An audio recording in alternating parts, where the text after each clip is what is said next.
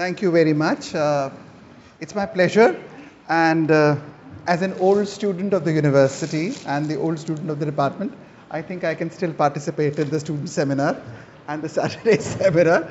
So thank you very much. I thank the coordinators and the head of the department, Dr. Rajni Srivastav, for giving me an opportunity to talk about nationalism today. And I must say that with great responsibility and honesty that I am very frightened today because this is what I was sharing with Rajni, that I actually formally did not study social and political philosophy by my teachers. And somehow even when you are very old, you sometimes feel that something which was not taught to you by your teachers is something that you don't know and you keep on feeling a little nervous about it. And the second thing is that the person who is a great expert on social political philosophy and who has her PhD and a lot of work is Rajni Srivastav, and she knows everything about social and political philosophy. So I begin with great trepidation, and what I'm trying to do today is that this is an exploratory paper on nationalism, and I'll try to understand that how, and since most of us are from philosophy department, so some part of it is actually with the kind of what our own philosophical anxiety that we have. That as academic philosophers, especially in our department, when we usually are interested in fundamental questions, that what is being qua being, what is the entrenched nation of being, what is the notion, is the being only a body, or is it gendered, is it historically, geographically, economically, politically located? Within this kind of a discussion, how do we look at a notion like nation? So it can be, of course, addressed by philosophers in many ways within our specialized areas like philosophy of language. So in philosophy of language, we can have a question that what is the term nation categorized as? Is it a proper name? Is it a definite description? If it is a proper name or a definite description, what does it describe?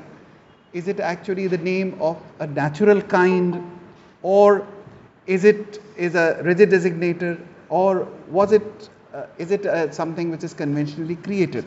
Because there are certain things which are natural and which are named, and certain things which are not natural and named. There are certain things which are natural and described, and there are certain things which are not natural and described. So even as philosophers of language, we can say that what are we talking about?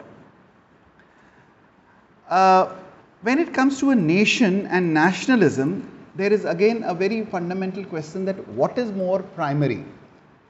And it is very interesting that I will take that after some time, that for some people nationalism is a basic thing and not a nation,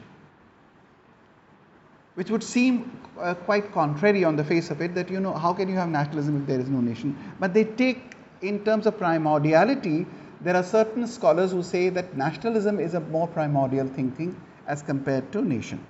Now, can debates on nation and nationalism today be understood in the same way as they were understood in the 5th century or the 17th century? So we were discussing with Dr. Shukla that if you were to look at the 5th century BC and you were looking at Greece, then what would they be discussing? Would they be discussing nation? Because they are the primary city-states from which we get all the idea subsequently. But would they be talking about nation in the same sense, in the way nationalism seems to be spoken of in the 17th century?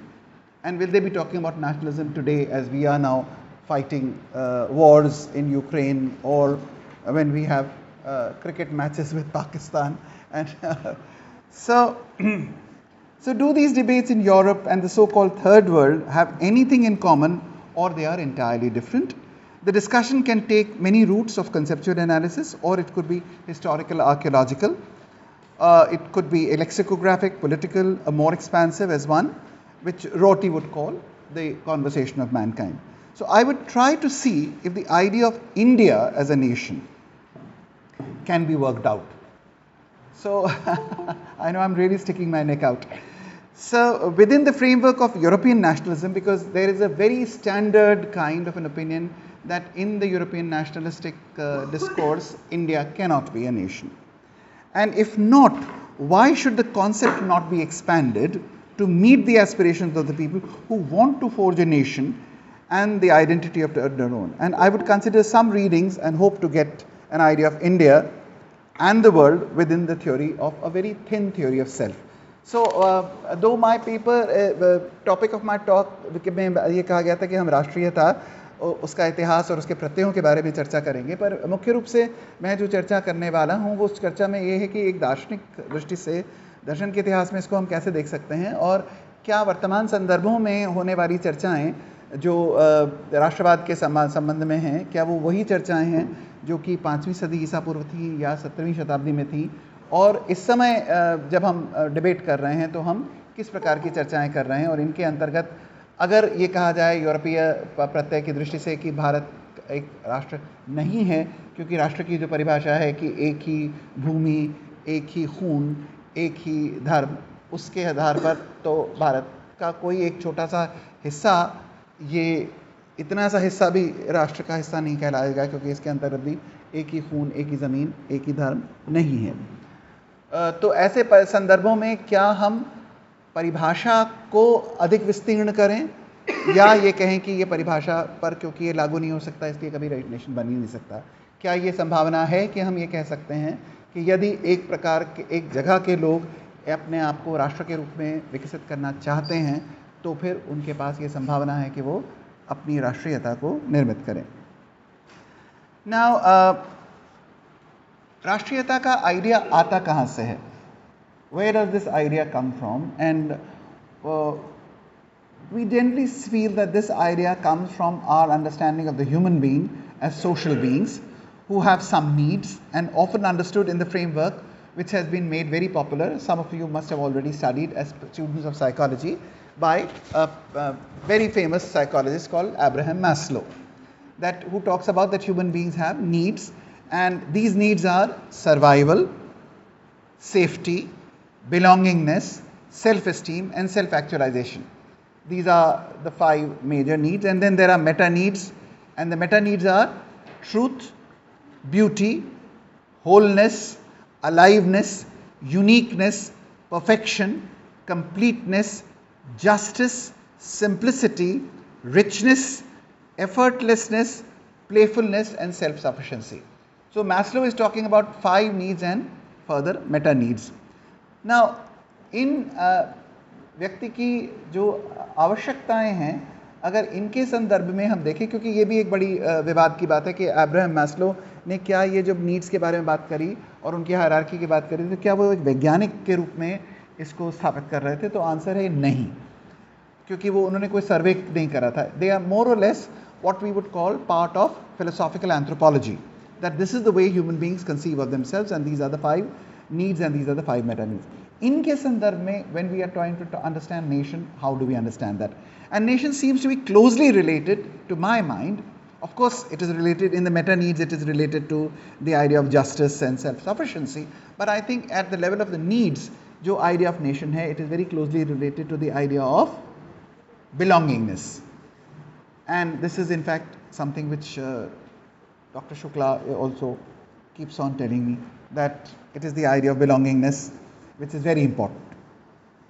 I am very frightened of that idea because it's a real idea, but how far can we justify it as a moral, political, ethical category becomes a difficult thing, and that's precisely the reason why nation, idea of nation also becomes contentious. Now, humans need to belong, and so they sustain institutions like family, society, state and nation. So you want to belong, so you say, no, who do I belong to? I belong to a family, you belong to a society, you belong to a state, you belong to a religion, and you belong to a nation as well. Now, the discussions of belongingness and the idea of the fatherland, I think you all know how troubled they are, and now we come to some parts of the history of the discussions of that. Now, the idea of the fatherland, especially of Germany, came from a very important philosopher called Fichte.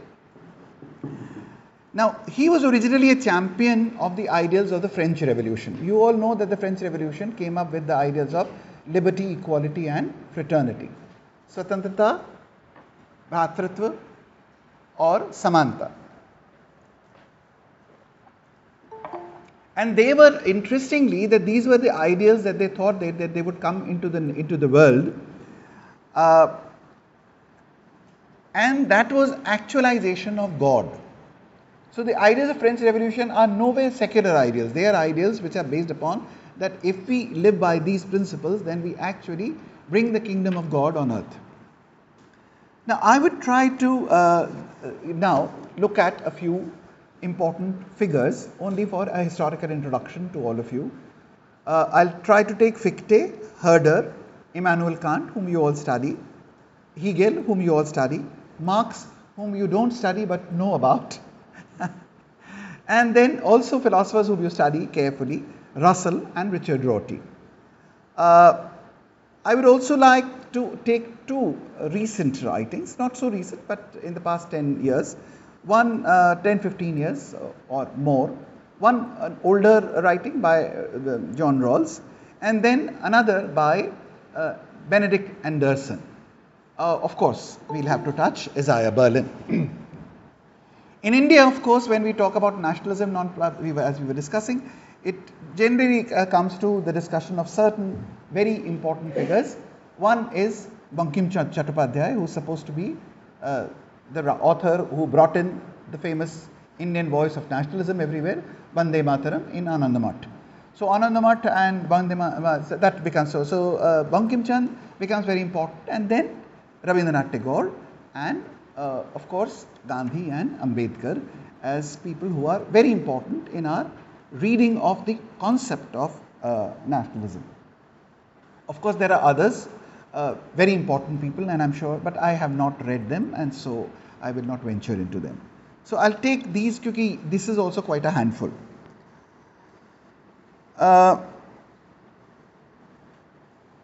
I think that the present political ethos of the country has a very interesting undercurrent of nationalist view, which needs theorization. इस समय भी बहुत सारे जो मुझे लगता है कि सब लोग जो political scene है उसमें भारत, राष्ट्रवाद, बहुत सारा चर्चा हो रही है. पिक्चरों में भी आप ये देख रहे हैं, ड्रामा में भी आप देख रहे हैं, कविताओं में भी देख रहे हैं. But I am still not able to see a theorization of what is meant by that. और आप बार बार देखते रहते हैं कि very big political leaders also sometimes try to give you a theory, and they say that everybody who lives over here, who has been living blah blah blah blah blah, blah is actually an Indian. But then certain other people, then they start throwing stones at them, then they withdraw that, no, we mean only this and that. So there is an attempt to theorize, but in terms of a proper theorization, I think we are not doing a proper theorization as of now. And because of political contingencies, sometimes people who really even have a theory are not presenting it forthright. A similar kind of a thing actually also did happen in another part of the world, which is in fact a parallel democracy to ours, a much larger and an older democracy, that is the United States of America. And therefore, I take one important philosopher from there, and that is Richard Rorty, and his writing in 1998, which is called Achieving a Country. And that is, I think, is a very, very important book which you should all read, and which I have been finding very, very relevant. Rorty is a very provocative philosopher. Everybody likes to hate him. I also find him very difficult sometimes and sometimes not so. But this is what I wish to be able to see, how far we can build a nation, and how far we can build the notion of a nation in the present time along with a cosmopolitan hope. क्योंकि nationalism का aggressive part किसी तरीके से हमारी उस उम्मीद को खारिज न कर दे जो हमारी लगातार उम्मीद है कि हम एक cosmopolitan जगत पे रह सके. cosmopolitan का मतलब जिसमें पूरा संपूर्ण cosmos शुमार हो. तो एक विश्व ब्रह्मांडिक चेतना के साथ हमारी राष्ट्रीयता किस तरीके से रह सकती है, इस उम्मीद के साथ कैसा नेशन का नोशन हम डेवलप कर सकते हैं, ये एक स्ट्रगल है. So nation as a concept constructed to pick a non-natural kind, because this is the grammar of the term, that it is actually a non-natural kind. The world is not divided into nations and non-nations. It's not like water and fire. So it is not a natural kind. So it is a concept which is constructed to pick a non-natural kind, a noun, which is somewhat also a verb. And this is also what I want to call your attention to, that nation is not just a noun, but it is also somewhat like a verb, because nations are made. And you have to constantly keep on sustaining a nation, as it were. So I have quoted that very often, and I would like to quote that again, that in the American elections I saw many young men and women standing with a t-shirt, और उस t-shirt पे लिखा था democracy is a verb. तो हम democracy हैं ये नहीं कह सकते, हम democracy कर रहे हैं.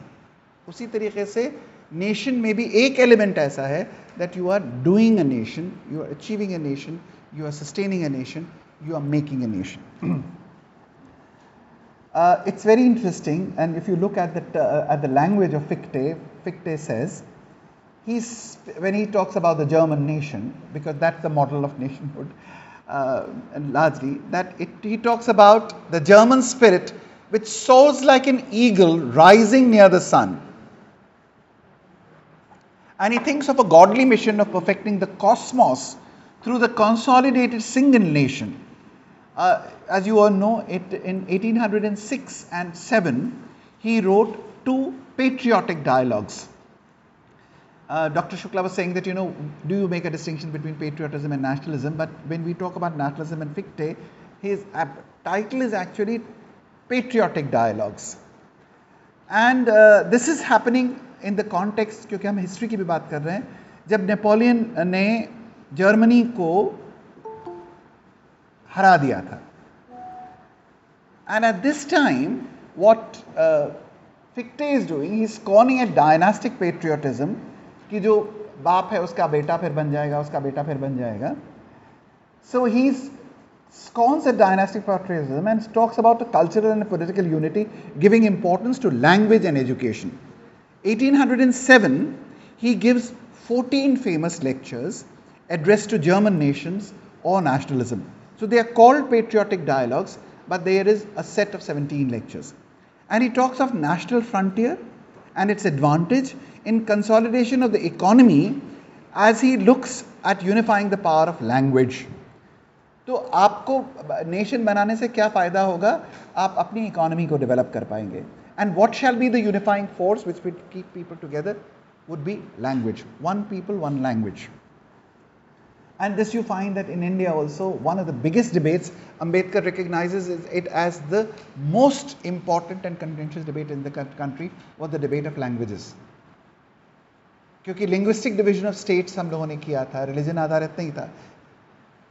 अब वो language के आधार पर कौन सी language होगी, और अभी तक हिंदुस्तान में हम लोगों ने national language नहीं बनाई है.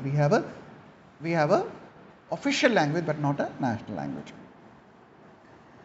So he talks about, Fichte does see the power of universities to draw hordes of students into a micro-national community.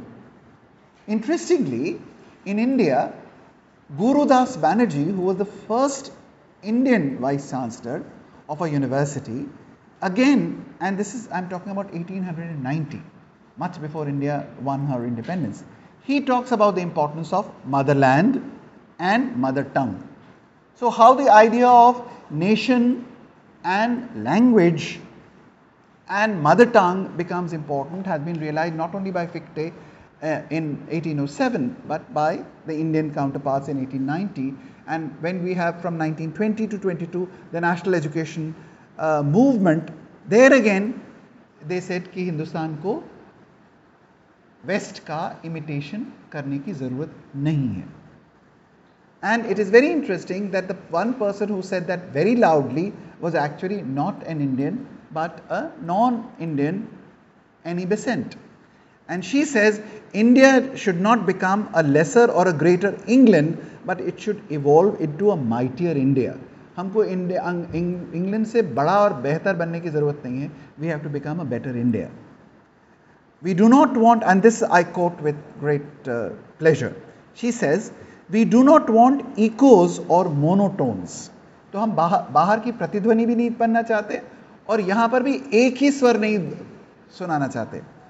We want a choral melody of nations, the varied qualities of nature and God. तो जो प्रकृति ने विविधता बनाई है उन सभी का कोरल म्यूजिक हम बनना चाहते हैं. Fichte, of course, had emphasized the intellectual moral freedom rather than political independence, and he spoke of the cosmopolitan goal of the new German nation. For him, nationalism is, of course, a product of historical evolution, and Germans are the chosen people. तो वो German आर्गेंस थी कि भाई हमको भगवान ने specially बनाया है. जैसे हम लोग मानते हैं कि आर्य हैं, और अभी परसों हमारे एक बहुत ही प्यारे स्कॉलर ने कहा कि भारतवर्ष सभी वर्षों में सबसे बड़ा वर्ष है, क्योंकि यही अन्य सभी जगह आप केवल अपने कर्मों को का फल भोगने के लिए आते हैं, पर भारतवर्ष एक ऐसा है जो कि हमारी कर्म भूमि है, where you can actually transform your destiny. So what is being said here about India is actually there in Fichte, where he thinks that the German people are the specially chosen people. And interestingly, you know that they also thought of themselves as the Aryan people and the Aryan race. But there is an emphasis on purity of language, high quality culture and excellent morals. The idea of close commercial state for Fichte is often also seen connected, as you can see, कि ये Nazi विचार से जुड़ा हुआ माना गया. And नाज़ियों का आपको पता ही है कि नाज़ी लोगों ने ज्यूज़ के साथ कितना अत्याचार किया. And I quote an extremely awful statement from Fichte. The only way to protect from Jews is to conquer their promised land, grant civil rights possible only on one condition: cut off their heads during a single night and provide each one of them with a new one which should not contain a single Jewish idea. तो Jewish लोगों को integrate करने का केवल एक तरीका है कि उनका सर कलम कर दिया जाए और उस पर दूसरा सर धड़ पे लगा दिया जाए जिसके अंदर एक भी Jewish आइडिया ना हो. Now this homogenizing hegemonic tone has found echoes in many spaces and times. अलग अलग समय पर नेशनलिज्म के बारे में जब भी स्वर आता है तो हर बार सब एक साथ हो जाएं, एक से हो जाएं और एक ही का वर्चस्व हो, ये बात बार. And Fichte is seen to be a champion of moral liberation, of cultural nationalism, a phrase used by many people. You remember in China they said that we are going to have a cultural revolution. And here also in India, sometimes we talk about cultural nationalism. The other scholar that I noticed, this is, you must all read this, but I have, in a limited time, I am going to give you very, very brief accounts of all the philosophers that I have chosen. The second one is from 1744 to 1803. This is again a very important thinker called John Gottfried Herder. And Herder is very, very important. क्योंकि जो लोग भी marks को भी पढ़ते हैं वो हर्डर को ज़रूर पढ़ते हैं. Now he puts nationalism in of a paramount value, and he said that to believe that great creative force does not come out of universal civilization but out of a culture of an individual nation state. This is a very interesting state कि जो सार्वजनिक सार्वभौमिक सभ्यता है उससे रचनात्मक उत्पन्न नहीं होती. Great creative force generally comes only from individual nation states. For him, nation is the fundamental unit of humanity, and each nation has its own center of happiness, just as every sphere has its own center of gravity. So human nature is not a vessel of an absolute, unchanging, independent happiness as defined by the philosophers. Everywhere it attracts the measure which it is capable of. सभी मनुष्य एक ही प्रकार के नहीं हैं जिनमें एक ही प्रकार की चीज़ें आ सकें. Every person has their own measure of happiness. तो वो जो बात होती है ना, जिसका जितना आंचल था उतनी ही सौगात मिली, कि आपकी जितनी बड़ी झोली होगी उतना ही बड़ा आपको मिलेगा. It is pliant and assumes a different shape under different needs and circumstances. Nation is basis, a natural basis of state, and nation is an extended family. Culture is unique expression of human, and there is common language, tradition, and collective memory constitute a nation. Every distinct community is a nation, and this nation is more cultural than political. We have to understand that the nationalist debates also is what are the nationalist debates which are going on very close to us in this subcontinent. You look at Sri Lanka. So it's a Tamil nationalism which they are talking about, based upon language and culture. The other, जो बार बार अमरिंदर सिंह के reference पे आता है, it is again a religion-based nationalism. So the kind of tones are sometimes, Bangladesh was created on the basis of language. So linguistic nationalism, religious nationalism, and the others. So these are all more cultural than political. So ideas of enlightenment are seen as abstract and cold by these people. They are saying that they are talking about mechanical universalism, and they are over celebrating reason.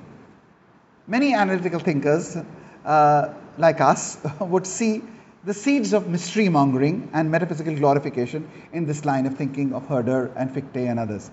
Herder does not favor total relativism, but believes that all cultures achieve different versions of the good.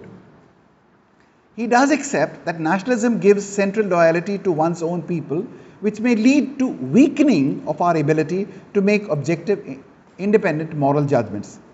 But, and this is very interesting, कि अगर आप केवल nationalist हो जाएंगे तो आप का objectivity कम हो जाएगी. But, he says, and this I think is a very interesting thing, that the savage who looks after his family may receive with more warmth than the invalid heart of the cosmopolitan. कि यद्यपि ये बात तो सही है कि यदि आप राष्ट्रीयता को अधिक बल देंगे और अंतर्राष्ट्रीय ब्रह्मांडीय चेतना को कम देंगे तो आप ऑब्जेक्टिव डिसीजंस नहीं ले पाएंगे या वो कमज़ोर हो जाएंगे. पर उनका ये कहना है कि जिसको हम अपनी भाषा में बर्बर कहते हैं, वो कई बार अपने घर में हमारा अधिक सहजता से स्वागत करता है उसके मुकाबले जो कि ये दावेदारी कर रहा है कि वो अपने आप में बौद्धिक कॉस्मोपॉलिटन है. I know so many people जो लोग की love for all religion and love for cosmopolitan करते हैं, पर आप जैसे उनके घर में घुसेंगे तो आपको घर में नहीं घुसने देंगे. आपके घर में जाने के बाद वो अपने दरवाजे पहुंच लेंगे और वो as individual people they are absolutely unwelcoming individuals. Herder is of course questioned for a rather ossified picture of an overestimating national sentiment. And then we come to Immanuel Kant, who has a very fascinating program for world peace through world law in a gradual process of disarmament, which he is talking about in evolution. Now, Immanuel Kant is of course coming after all this has happened, and he understands nationalism broadly defined as a pursuit of national self-interest, irrespective of damages and perils of the wider community.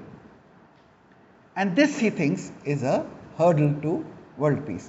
तो राष्ट्रीयता को यदि हम इस तरह से परिभाषित करें कि हम अपने लाभ के लिए कर रहे हैं, भले ही दूसरे को कुत्ता में नुकसान पहुंचता है और अन्य लोगों को नुकसान पहुंचता है, फिर भी हमारी प्राथमिकता है, इस प्रकार की राष्ट्रीयता हमारे उनके संदर्भ में विश्व शांति के लिए बाधक है. और वी हैव टू कॉन्स्टेंटली सी कि जैसे आपने कहा कि कहीं पर वो एक पॉलिटिकल कम्युनिटी के रूप में परिभाषित कर रहे हैं या एक ज्योग्राफिकल कम्युनिटी के रूप में मान रहे हैं जिसके कि अंतर्गत इकोनॉमिक लाभ होगा इसलिए मान लेना चाहिए. तो हर जना राष्ट्रीयता के प्राथमिक स्वरूप के बारे में अलग फीचर को प्राथमिकता दे रहा है. ये वाली बात हमको लगातार नोटिस करनी पड़ेगी, नहीं तो हम इस डिबेट को की ग्राउंड्स पे नहीं पहुंच पाएंगे. He suggests that there should be a transparent realization of universality of the rights of man. Advocates republicanism in all states, legal international authority, rights to foreigners, eradication of brutalities and barbarities related to colonization, और इन सब के संदर्भ में वो राष्ट्रीयता को tolerate करते हैं. We have all entered a varying degree of universal community. We understand how everyone impacts everyone. What we call now the butterfly effect. He espouses the idea of a person who possesses rights, the moral personality of othering, but the freedom of a rational being, under the moral law. So Kant's universalism permeates his epistemology, metaphysics, ethics and politics. आप सब जो philosophy के students हैं आपको पता ही है कि वो उनका मॉरल लॉ भी यूनिवर्सलिस्टिक है, उनकी एपिस्टेमोलॉजी भी यूनिवर्सलिस्टिक है.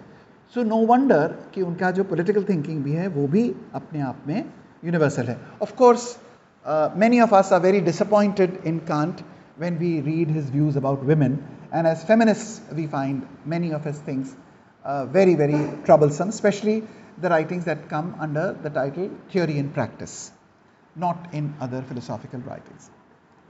The other important figure I think with which we have to see in our department, अभी हम लोगों ने पिछले साल उनके ऊपर एक बहुत अच्छी चर्चा भी करी थी, and that was Hegel. So when you talk about Hegel, he is again a very important figure. Why is he important? Because he is historically influenced by very important philosophers like Schelling, and then he is very important to subsequent philosophers. On the one hand, he is extremely important to a philosopher like Kierkegaard, and then he is also a great inspiration for Karl Marx. So in him we find many things. We find in him romantic irrationalism on the one side and universalism of nationalism on the other side. Curiously, he gives us the idea of absolute, but dwells on elaborately on different races. तो यूं तो आपको ये माना जाता है कि Hegel कैसे फिलोसोफर हैं, आप पॉलिटिकल साइंस में भी पढ़ते हैं, फिलोसफी में पढ़ते हैं कि वो एब्सोल्यूट निरपेक्ष को मानने वाले हैं, तो वहाँ पर तो वो यूनिवर्सलिस्टिक है. लेकिन जब आप उनको पढ़ते हैं तो you find that he has a great detailed account of individual races and how they live. In his philosophy of history, we find remarks claiming that Negroes have weak or no moral sentiment, and that Chinese are far behind the rest in mathematics. I think he would be completely proved wrong. Jews have a subjective feeling, and European mind achieves consciousness of itself. तो यद्यपि वो universality की बात करते हैं, पर वहाँ पर भी वो ये बात, जैसे उन्होंने कहा फिक्टे ने कि the Germans are the chosen people, यहाँ पर भी ये मानते हैं कि यूरोपियंस आर स्पेशल, बाकी लोगों को में ये कमी है, बाकी में ये है, etcetera etcetera. And this is very interesting. I say that sometimes that ये व्यू सब में बना रहता है. One of the biggest pacifist and one of the biggest philosophers of the 20th century apart from Karl Marx is Bertrand Russell. But Bertrand Russell भी अपनी इस बात पर आ जाते हैं कि the British invented the common sense. So it is interesting to see that how these internationalists and cosmopolitists also sometimes have these strange essentialist beliefs. Now some readers of Karl Marx call attention to how Marx sees capitalism and nationalism as related ideas, and this is very important. कि marks की reading में आपको एक जगह पर मालूम देगा कि वो नेशनलिज्म और कैपिटलिज्म को एक साथ जोड़ के देखते हैं. And he says that earlier institutions based upon religion and feudal values were sublated by capitalism, and nationalism also comes later. So nationalism is a progressive idea. It's not essentially, because Marx is a very historicistic thinker. So it's progressive nationalism dismantles feudalism, and nationalism dismantling is necessary as it hinders international class. तो nationalism उस हद तक तो अच्छा है जब तक कि वो सामंतवादी व्यवस्थाओं को खंडित करता है और वो प्रोग्रेसिव है. लेकिन आगे क्योंकि हमें एक ऐसा इंटरनेशनल ऑर्डर चाहिए, उस इंटरनेशनल ऑर्डर के आने में नेशनलिज्म भी अपने आप में बाधक है. तो इसलिए वो जहाँ तक साधक तत्व है वहाँ तक तो वो स्वीकार्य है ऐतिहासिक रूप में, पर वो जहाँ आगे चलकर बाधक तत्व हो जाता है वहाँ पर उसको भी हमें निरसित करना होगा.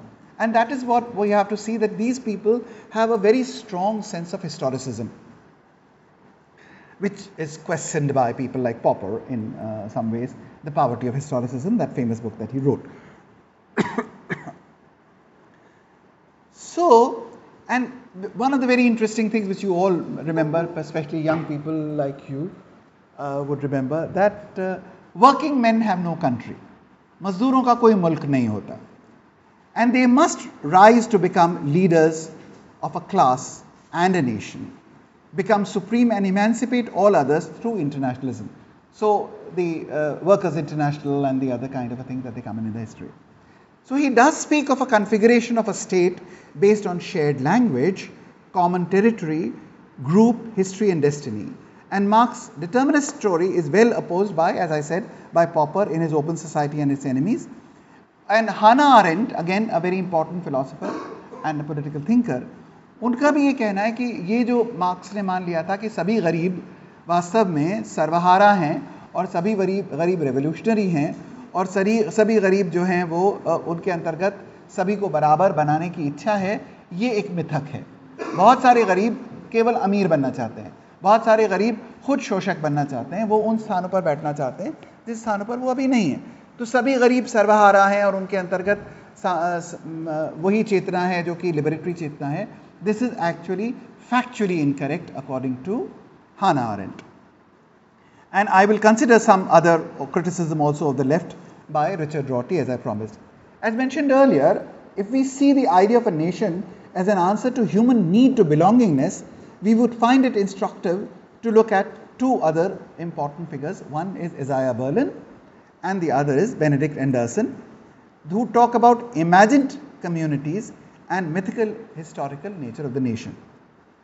बर्लिन का ये मानना था कि 1940 से लेके 60 तक की जो स्ट्रगल थी, which was based upon liberty, it was also looking for some collective recognition of states for a sense of living among and being ruled by members of one own group. You know that what was at one time जब colonized हो गए थे, the people were fighting against many things, but they also wanted to be ruled by themselves. So this is the time that he is talking about, and the book is called The Bent Twig, Mudi Hui Dandi, and he speaks of not subjugation of any master, not capture of a domain of individual freedom, but a collective commitment to indigenous power and authority. कि लोग ये चाह रहे थे कि हमारी अपनी स्थानीय शक्ति हो और हमारा अपना स्थानीय रूल हो. It is a revenge of the insulted humanity. जिस मानवता को आपने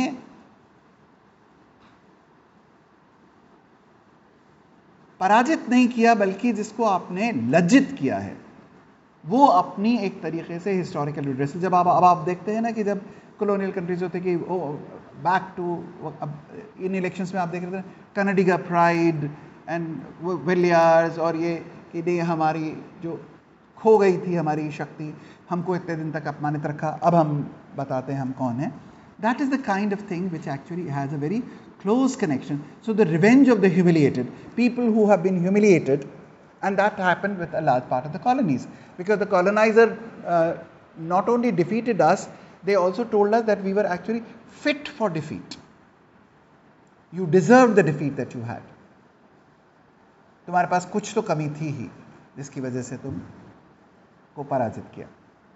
तो एक तरफ हम कहते हैं कुछ बात है कि हस्ती मिटती नहीं हमारी, लेकिन दूसरी तरफ हम ये वाली बात भी कहते हैं कि क्या बात थी कि इतने लंबे इतिहास में बार बार आके कोई आक्रांता, कभी कोई सभ्यता, कभी कोई व्यापारी, कभी कोई धर्म आकर इस भूखंड के अंतर्गत विजयी हो जाता था और सभ्यताओं को लज्जित करता था. सो both kinds of things, and therefore there is a strong sense of revenge of the humiliated which comes. So in India also I see this in many faces, the assertion of so many identities with real or imagined historical humiliation. तो आप जब देखते हैं अम्बेडकर भी जब बात करते हैं, या जब आप देखते हैं राहुल सांकृत्यायन को, तो वो ये कहते हैं कि ये जो अब दलित कम्युनिटीज़ हैं ये राजा बलि की वंशज हैं और उनको पराजित कर दिया गया था. तो some kind of a sense of lost pride, not just humiliation, keeps on becoming. So it's real and imagined kind of thing which keeps on marking the nationalistic discussions. So nationalist consciousness against colonizers was in many cases characterized the spirit in India in the radicals, unlike the Gandhian idea of ahimsa and Swaraj, because Gandhi was never using this language, but many others were using this language. We all remember Russell often saying that what is more harmful than theological superstition is the superstition of nationalism. Duty to one's own state and no other. This is contrary to the principle of love, which we recognize as constituting a good life. It is also against enlightenment self-interest. It does not pay even the victorious nation. Russell का ये कहना था कि ये जो idea है nation का कि मेरे अपने मुल्क के प्रति प्रतिबद्धता दूसरे के प्रति नहीं, ये अपने आप में सबसे ख़तरनाक है, क्योंकि ये बुनियादी प्रेम के सिद्धांत के विरुद्ध जाती है, और प्रेम का ही सिद्धांत वो सिद्धांत है जो कि गुड लाइफ का आधार होना चाहिए. A good life must be based upon the principle of love. और उनका ये कहना है कि जो विजयी भी हो जाते हैं वो उनके इंटरेस्ट के भी में नहीं जाता, ये सिद्धांत जो है केवल नेशनलिज्म का है. So good life is inspired by love and guided by knowledge, and these are two things which are very important in Russell, that what you require are actually two guiding principles, knowledge and love. हाँ, जैसे कि मैं बहुत प्यार करता हूँ किसी बच्चे से और मैं कहा हाय मेरा बच्चा, हाय मेरा बच्चा, हाय मेरा बच्चा, तो क्या होगा, वो बच्चा तो बीमार होकर मर जाएगा. I must have the knowledge या तो उसको ठीक करने का, और I must know the doctor, और I must know the helpline. So I need to have knowledge. But if I only have knowledge and no love, then also it would not really work. So the two guiding principles in Russell are love and knowledge. Intelligence, self-control and sympathy are the better roads than revolution. What we seek is not individual but collective salvation if we use these wisely. Now I must then, after Russell, because each one of them deserves a lot of attention and all of you must read these, but now I would turn to the other philosopher, who is the most read philosopher of America in the 20th century, Richard Rorty, and who applies his philosophical iconoclastic views to the issue of patriotism in the book that I mentioned in 1998 called Achieving a Country. Richard Rorty एक बहुत लंबे समय से लिखने वाले दार्शनिक हैं, जिनकी की किताबें लिंग्विस्टिक टर्न और जिनके की लेख माइंड बॉडी प्रॉब्लम पर सब लोगों ने पढ़े थे. लेकिन उनकी जो सबसे इम्पॉर्टेंट किताब थी वो 19 जो आई है वो थी philosophy and the mirror of nature, जिसमें वो पूरे दर्शन के इतिहास को एक तरीके से खारिज कर देते हैं, और जिसमें वो कहते हैं कि पूरी जो दर्शन का जो मान्यता थी that philosophy can mirror reality, ये अपने आप में और फाउंडेशनल सत्यों का अन्वेषण है. हम लोग भी यहाँ पर ये कहते हैं ना कि दर्शन अंततः क्या है, तत्व विद्या, आत्मविद्या, सत्यान्वेषण. वो पूरा का पूरे अजम्पशन को वो खारिज करते हैं. एंड ये उनकी किताब अपने आप में बहुत ही हिस्टोरिक किताब थी, जिसने पूरी फिलॉसफी की नींवों को हिला दिया. और अब मुझे लगता है कि कोई फिलॉसफी में काम जो कर रहा हो वो इस किताब के रेफरेंस के बिना नहीं हो सकता. Either you have to reject कि ये बेकार है, असत्य है, अप्रासंगिक है, या आप उसकी बातों का जवाब दें या आप उसको फॉलो करें. You cannot ignore. I remember, and why I'm saying that, I remember when I first read that book, I presented a paper in St. Stephen's College. And Professor Purnam Kumar Sen, who was one of the biggest philosophers of our times, he was chairing my session. And Arindam Chakravarti, who was again a very, very bright philosopher, he was there, and we were sitting over there. And I had just started my philosophical research journey, and I was presenting a paper on Richard Rorty, Pyrrhonian skepticism, and Buddhist Nagarjuna. And I remember that they were so angry that Pranav Sen was so angry. He said, Rakesh, you have been provocative, but never so provocative. And Arindam Chakravarti had to tell him, sir, he is not your student. But what I'm remarking is that at that time, Pranav Sen said that, I could not go through the book. And Arindam said that I slept through the book. Despite my great respect for these two men, I think nobody can sleep through that book. It takes away your sleep. and it has taken away the sleep of all philosophers for the past 30-40 years. If what is said in Philosophy and the Mirror of Nature is right, then all philosophy goes for a 6. But he puts his views not only to the history of philosophy, he also applies it to the realm of politics and to patriotism. And as I was mentioning that the earlier important 2 essays by Fichte on patriotism, here is his book in 1998 called Achieving a Country. और यहाँ पर वो एक बड़ी रोचक बात कहते हैं जो मैं चाहता हूँ कि आप लोग उसको बारे में सोचें, जो फॉर एंड अगेंस्ट नेशनलिज्म है दोनों के लिए. He argues that national pride, like self-respect, is necessary for self-improvement. उनका ये कहना है कि राष्ट्रीय गौरव आत्म सम्मान की तरह आत्मशोधन के लिए आवश्यक है. Both are values found in Aristotle in the Golden Mean. Too little of will lead to cowardice and too much to arrogance. आप अगर अंदर बहुत ज़्यादा अगर आप में आत्मसम्मान होगा तो आप एरोगेंट हो जाएंगे, बिल्कुल नहीं होगा तो आप कायर बन जाएंगे. उसी तरह से राष्ट्र के स्तर पे too much will lead to bellicosity and imperialism. अगर आप बहुत ही राष्ट्रवाद से भर जाएंगे तो आप इंपीरियलिस्टिक हो जाएंगे, दूसरों को कॉलोनाइज करने लगेंगे. And too little prohibits imaginative, effective political debate and deliberation about national policy. और अगर आपके अंतर्गत राष्ट्र गर्व का बहुत ही कम हिस्सा होगा, बिल्कुल कम लवलेश होगा, तो आप रचनात्मकता से राष्ट्र के डिबेट्स में हिस्सेदार नहीं बनेंगे और राष्ट्रीय नीति के माध्यम से राष्ट्र को बनाने के प्रयास से पीछे छूट जाएंगे. क्योंकि आप ये कहेंगे कि नहीं, ये तो नेशन स्टेट तो होती ही बेकार है, इंडिया तो बहुत ही गंदा कंट्री है, यहाँ पे सती होता था, यहाँ पर जातिवाद होता था, अमेरिका तो बहुत गंदा कंट्री है, उन्होंने स्लेव्स रखे, उन्होंने रेसिज्म माना.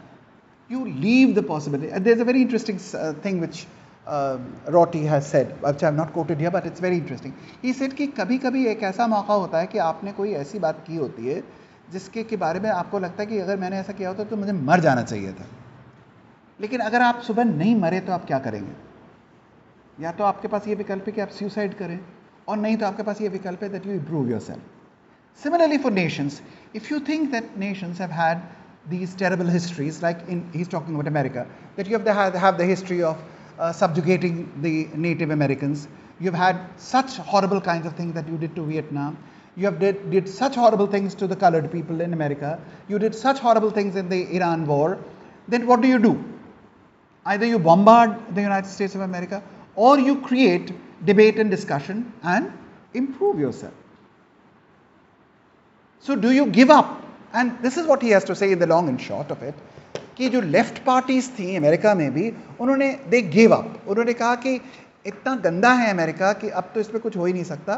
तो सब लोग बैठ के कभी वो ब्लैक स्लेव नैरेटिव्स लिखने लगे, कोई जना जिसके ऊपर प्रशांत काम कर रहे हैं, ब्लैक स्लेव नैरेटिव्स पे कोई काम करने लगा, कोई जना ब्लैक वुमेन के बारे में काम करने लगा. एंड दे ऑल थॉट कि भाई अमेरिका को कुछ नहीं हो सकता, we will only sing songs and drink vodka and do that. And that is exactly what happened in some ways in India also, that a large part of the people got so bogged down by the evils of the society that they thought कि 19th century में तो जो लोग evil of the society की बात करते थे, they spoke about reform.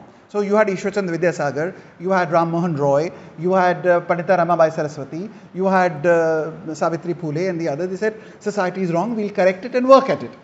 But there was a large section which only said कि नहीं, वो let's break the country. I won't use the term, but India has no hope, and so let's give up. So what Rorty is saying that this is troublesome, and he says, why is it that the American left lacks patriotism? Prashant is so happy. He believes that inspirational stories of the past help us to form a sense of moral identity. These are not objective or right, and this is very important. Academic left lacks the vision of national pride. It has a fashionable hopelessness This comes from a breakdown of alliance between the unions and intellectuals of the 60s, too much of the postmodern theory.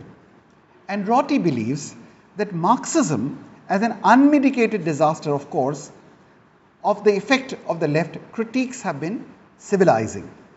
Sadistic practices of racism, sexism, homophobia have been reduced by educated people. तो Marxist critic अपने आप में लाभकारी नहीं रही, ऐसा नहीं है, बहुत लाभकारी रही. उससे बहुत सारा एक सिविलाइजिंग इफेक्ट हुआ और जो निर्ममता से, दुर्नियत से जो प्रैक्टिसेस थी सेडिस्टिक, जिनमें कि औरतों के बारे में, होमोसेक्सुअल्स के बारे में, ब्लैक्स के बारे में जोक्स और ये सारी चीज़ें हर जगह होती रहती थी, वो कम से कम ख़त्म हुई.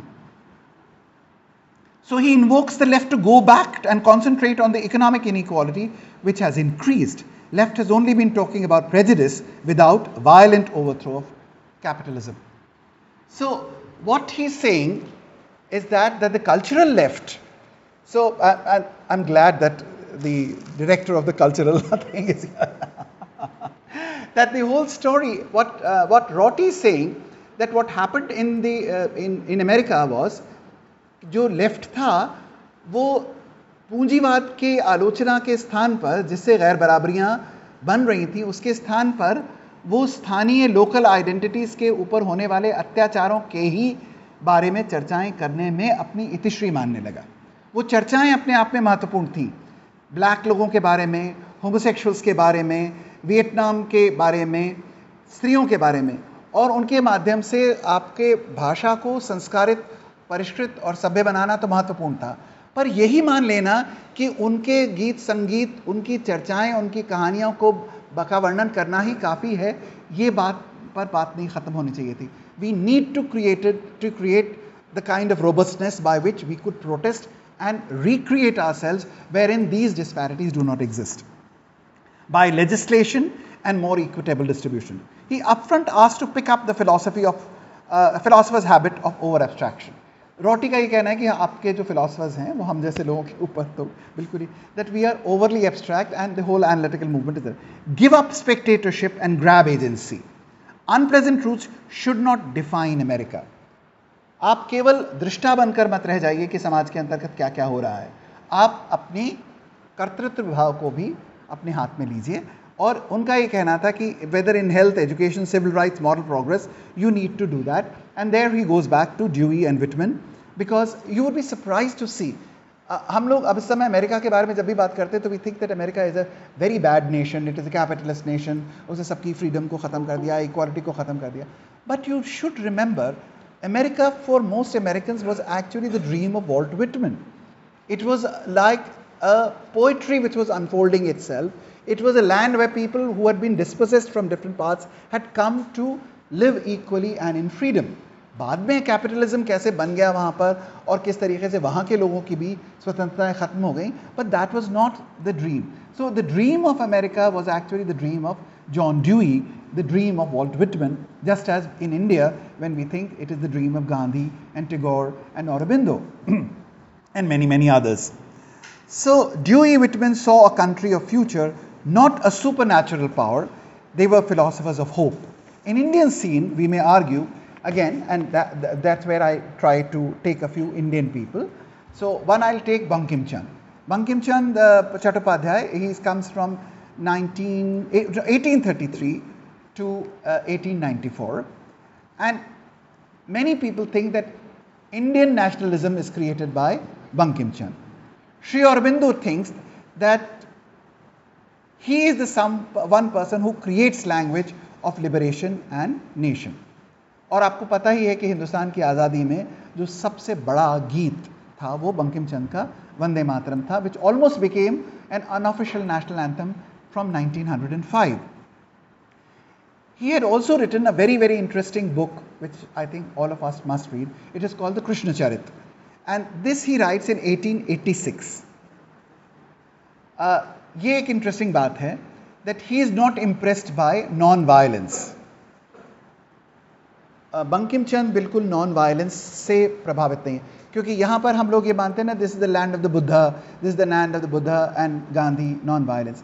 But Bankim is not impressed by that. और एक उनका बड़ा क्रूर सा स्टेटमेंट है, या स्टेटमेंट है, मैं क्रूर क्यों कहूँ. उन्होंने कहा कि आप लोग, you neither make honey, you do not sting, you only drone. Hindustani लोगों के बारे में उन्होंने कहा कि आप ना तो शहद बना रहे हैं और ना आप डंक मार रहे हैं जिससे कि कोई प्रभावित हो रहा है, आप सिर्फ मुंह करके मिन मिन मिन मिन मिन कर रहे हैं. तो व्हाट इज योर रोल? तुम्हारी इस मिन मिन से क्या होगा? He analyzes why were we subjected? We left ourselves only to a single caste of Kshatriyas. हमारे ऊपर क्यों हुकूमत करी बाहर के लोगों ने? क्योंकि आपने कहा कि हमारी रक्षा केवल क्षत्रिय करेंगे. Apathy of people of a national cause due to religious consideration left us to be colonized. उनका ये कह रहा था कि आपने ये 6% क्षत्रिय पे आपने सारी अपनी रक्षा का भार छोड़ दिया. बाकी अगर ये क्षत्रिय इनमें से कुछ नहीं वीर हैं, या कुछ धूर्त हैं, या कुछ नहीं करना चाहते, या कुछ पैसे लेके अपनी अपनी ताकत बना लेते हैं, तो फिर आपका बाकी सबका क्या होगा? आपका कास्ट सिस्टम तो ऐसा कि बाकी सब कर ही नहीं सकते रक्षा. And that is why in the sannyasi विद्रोह, the sannyasis who have actually left the caste system, वो तो अपना जनेऊ जला चुके हैं.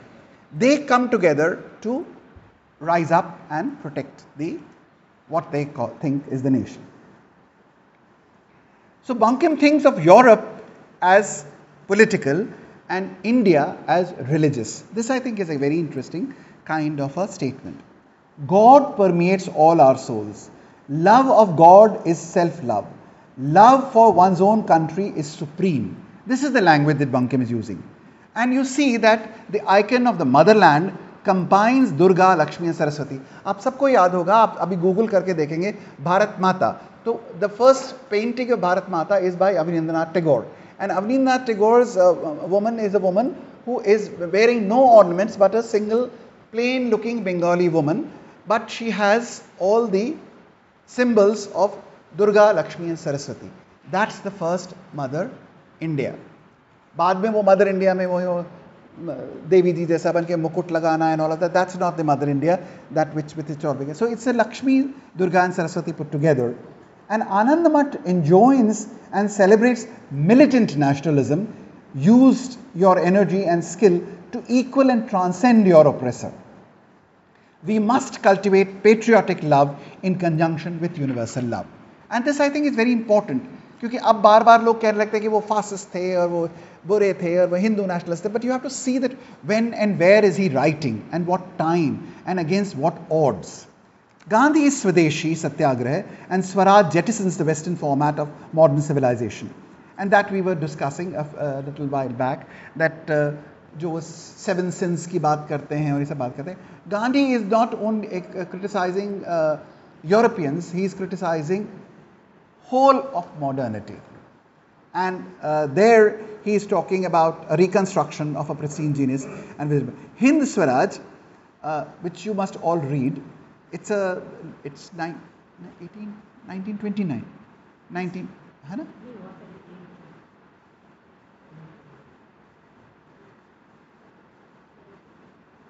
और पहले की. So Hind Swaraj is a very interesting work, and he enjoins the recovery of the lost courage and giving up of the selfishness.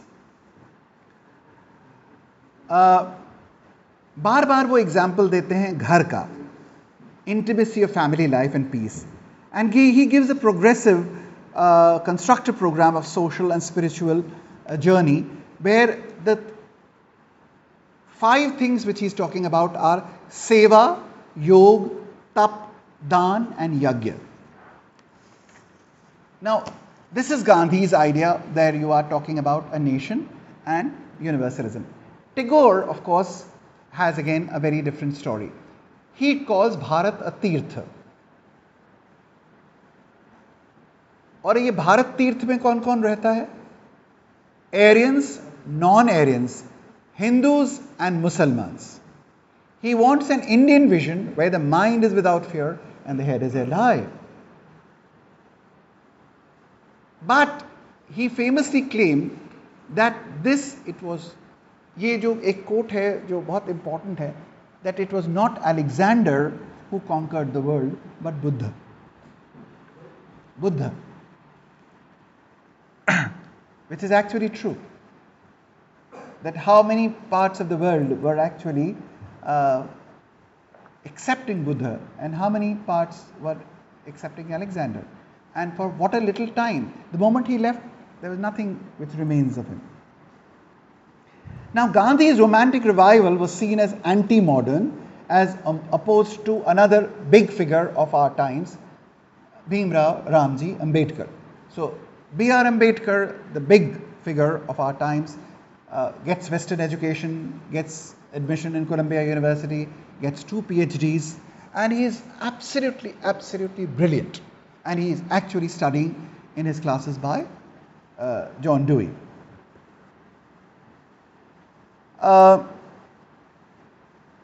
He saw Indian villages as dens of inequality. कई बार अब हम लोग बात करते हैं ग्राम स्वराज की बात गांधी जी ने करी, ग्राम पंचायत की बात गांधी जी ने करी, दीनदयाल उपाध्याय भी इसके बारे में बात करते हैं. पर अंबेडकर का ये मानना था कि जो गांव हैं और पंचायत है, ये गैर बराबरी के सबसे घटिया और गंदे इंस्टीट्यूशंस हैं. क्योंकि पंचायतों में ही सबसे ज़्यादा ये होता है कि कौन सरपंच है और कौन उसके 5 लोग हैं, और उनके पास ये ताकत है कि किसको वो जात बाहर कर सकते हैं, किसको वो जात अंदर कर सकते हैं. क्योंकि यहाँ पर जो पंचायतों का मूल है वो पॉलिटिकल गवर्नेंस के स्थान पर रिलीजियस गवर्नेंस पे जात पंचायतें हैं, like the khaps. So Ambedkar has no rural romanticism. Gandhi's Hind Swaraj is also Gram Swaraj. But Ambedkar is a very urban philosopher, and he recommends strong urban life. And that you can see the figure. You go from the university and you see the Gandhi figure in a rural dhoti, and you see an Ambedkar figure in completely Western dress with a hat and a tie and a coat. And if you will go to the Ambedkar Museum in Pune, you will see कि वो silver की shaving जो होता था उनका shaver, और उनकी silk के robes में वो सोते थे. He is an extremely urban elite thinker. So he gives, he thinks that there is an exclusivistic spiritual idea of India, which is given by Gandhi. And this is often questioned. And Aurobindo in 1918 gives a very interesting idea of Indian heritage.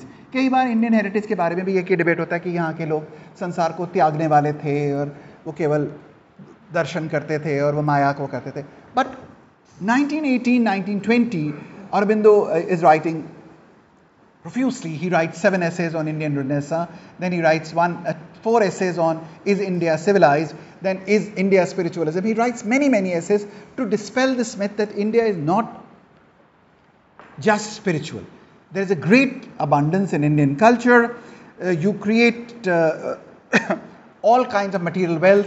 आपने घोड़े भी पाले, आपने हाथी भी पाले, आपने सब शास्त्र लिखे कैसे पैसे कमाएंगे, सोने के मंदिर बनाए.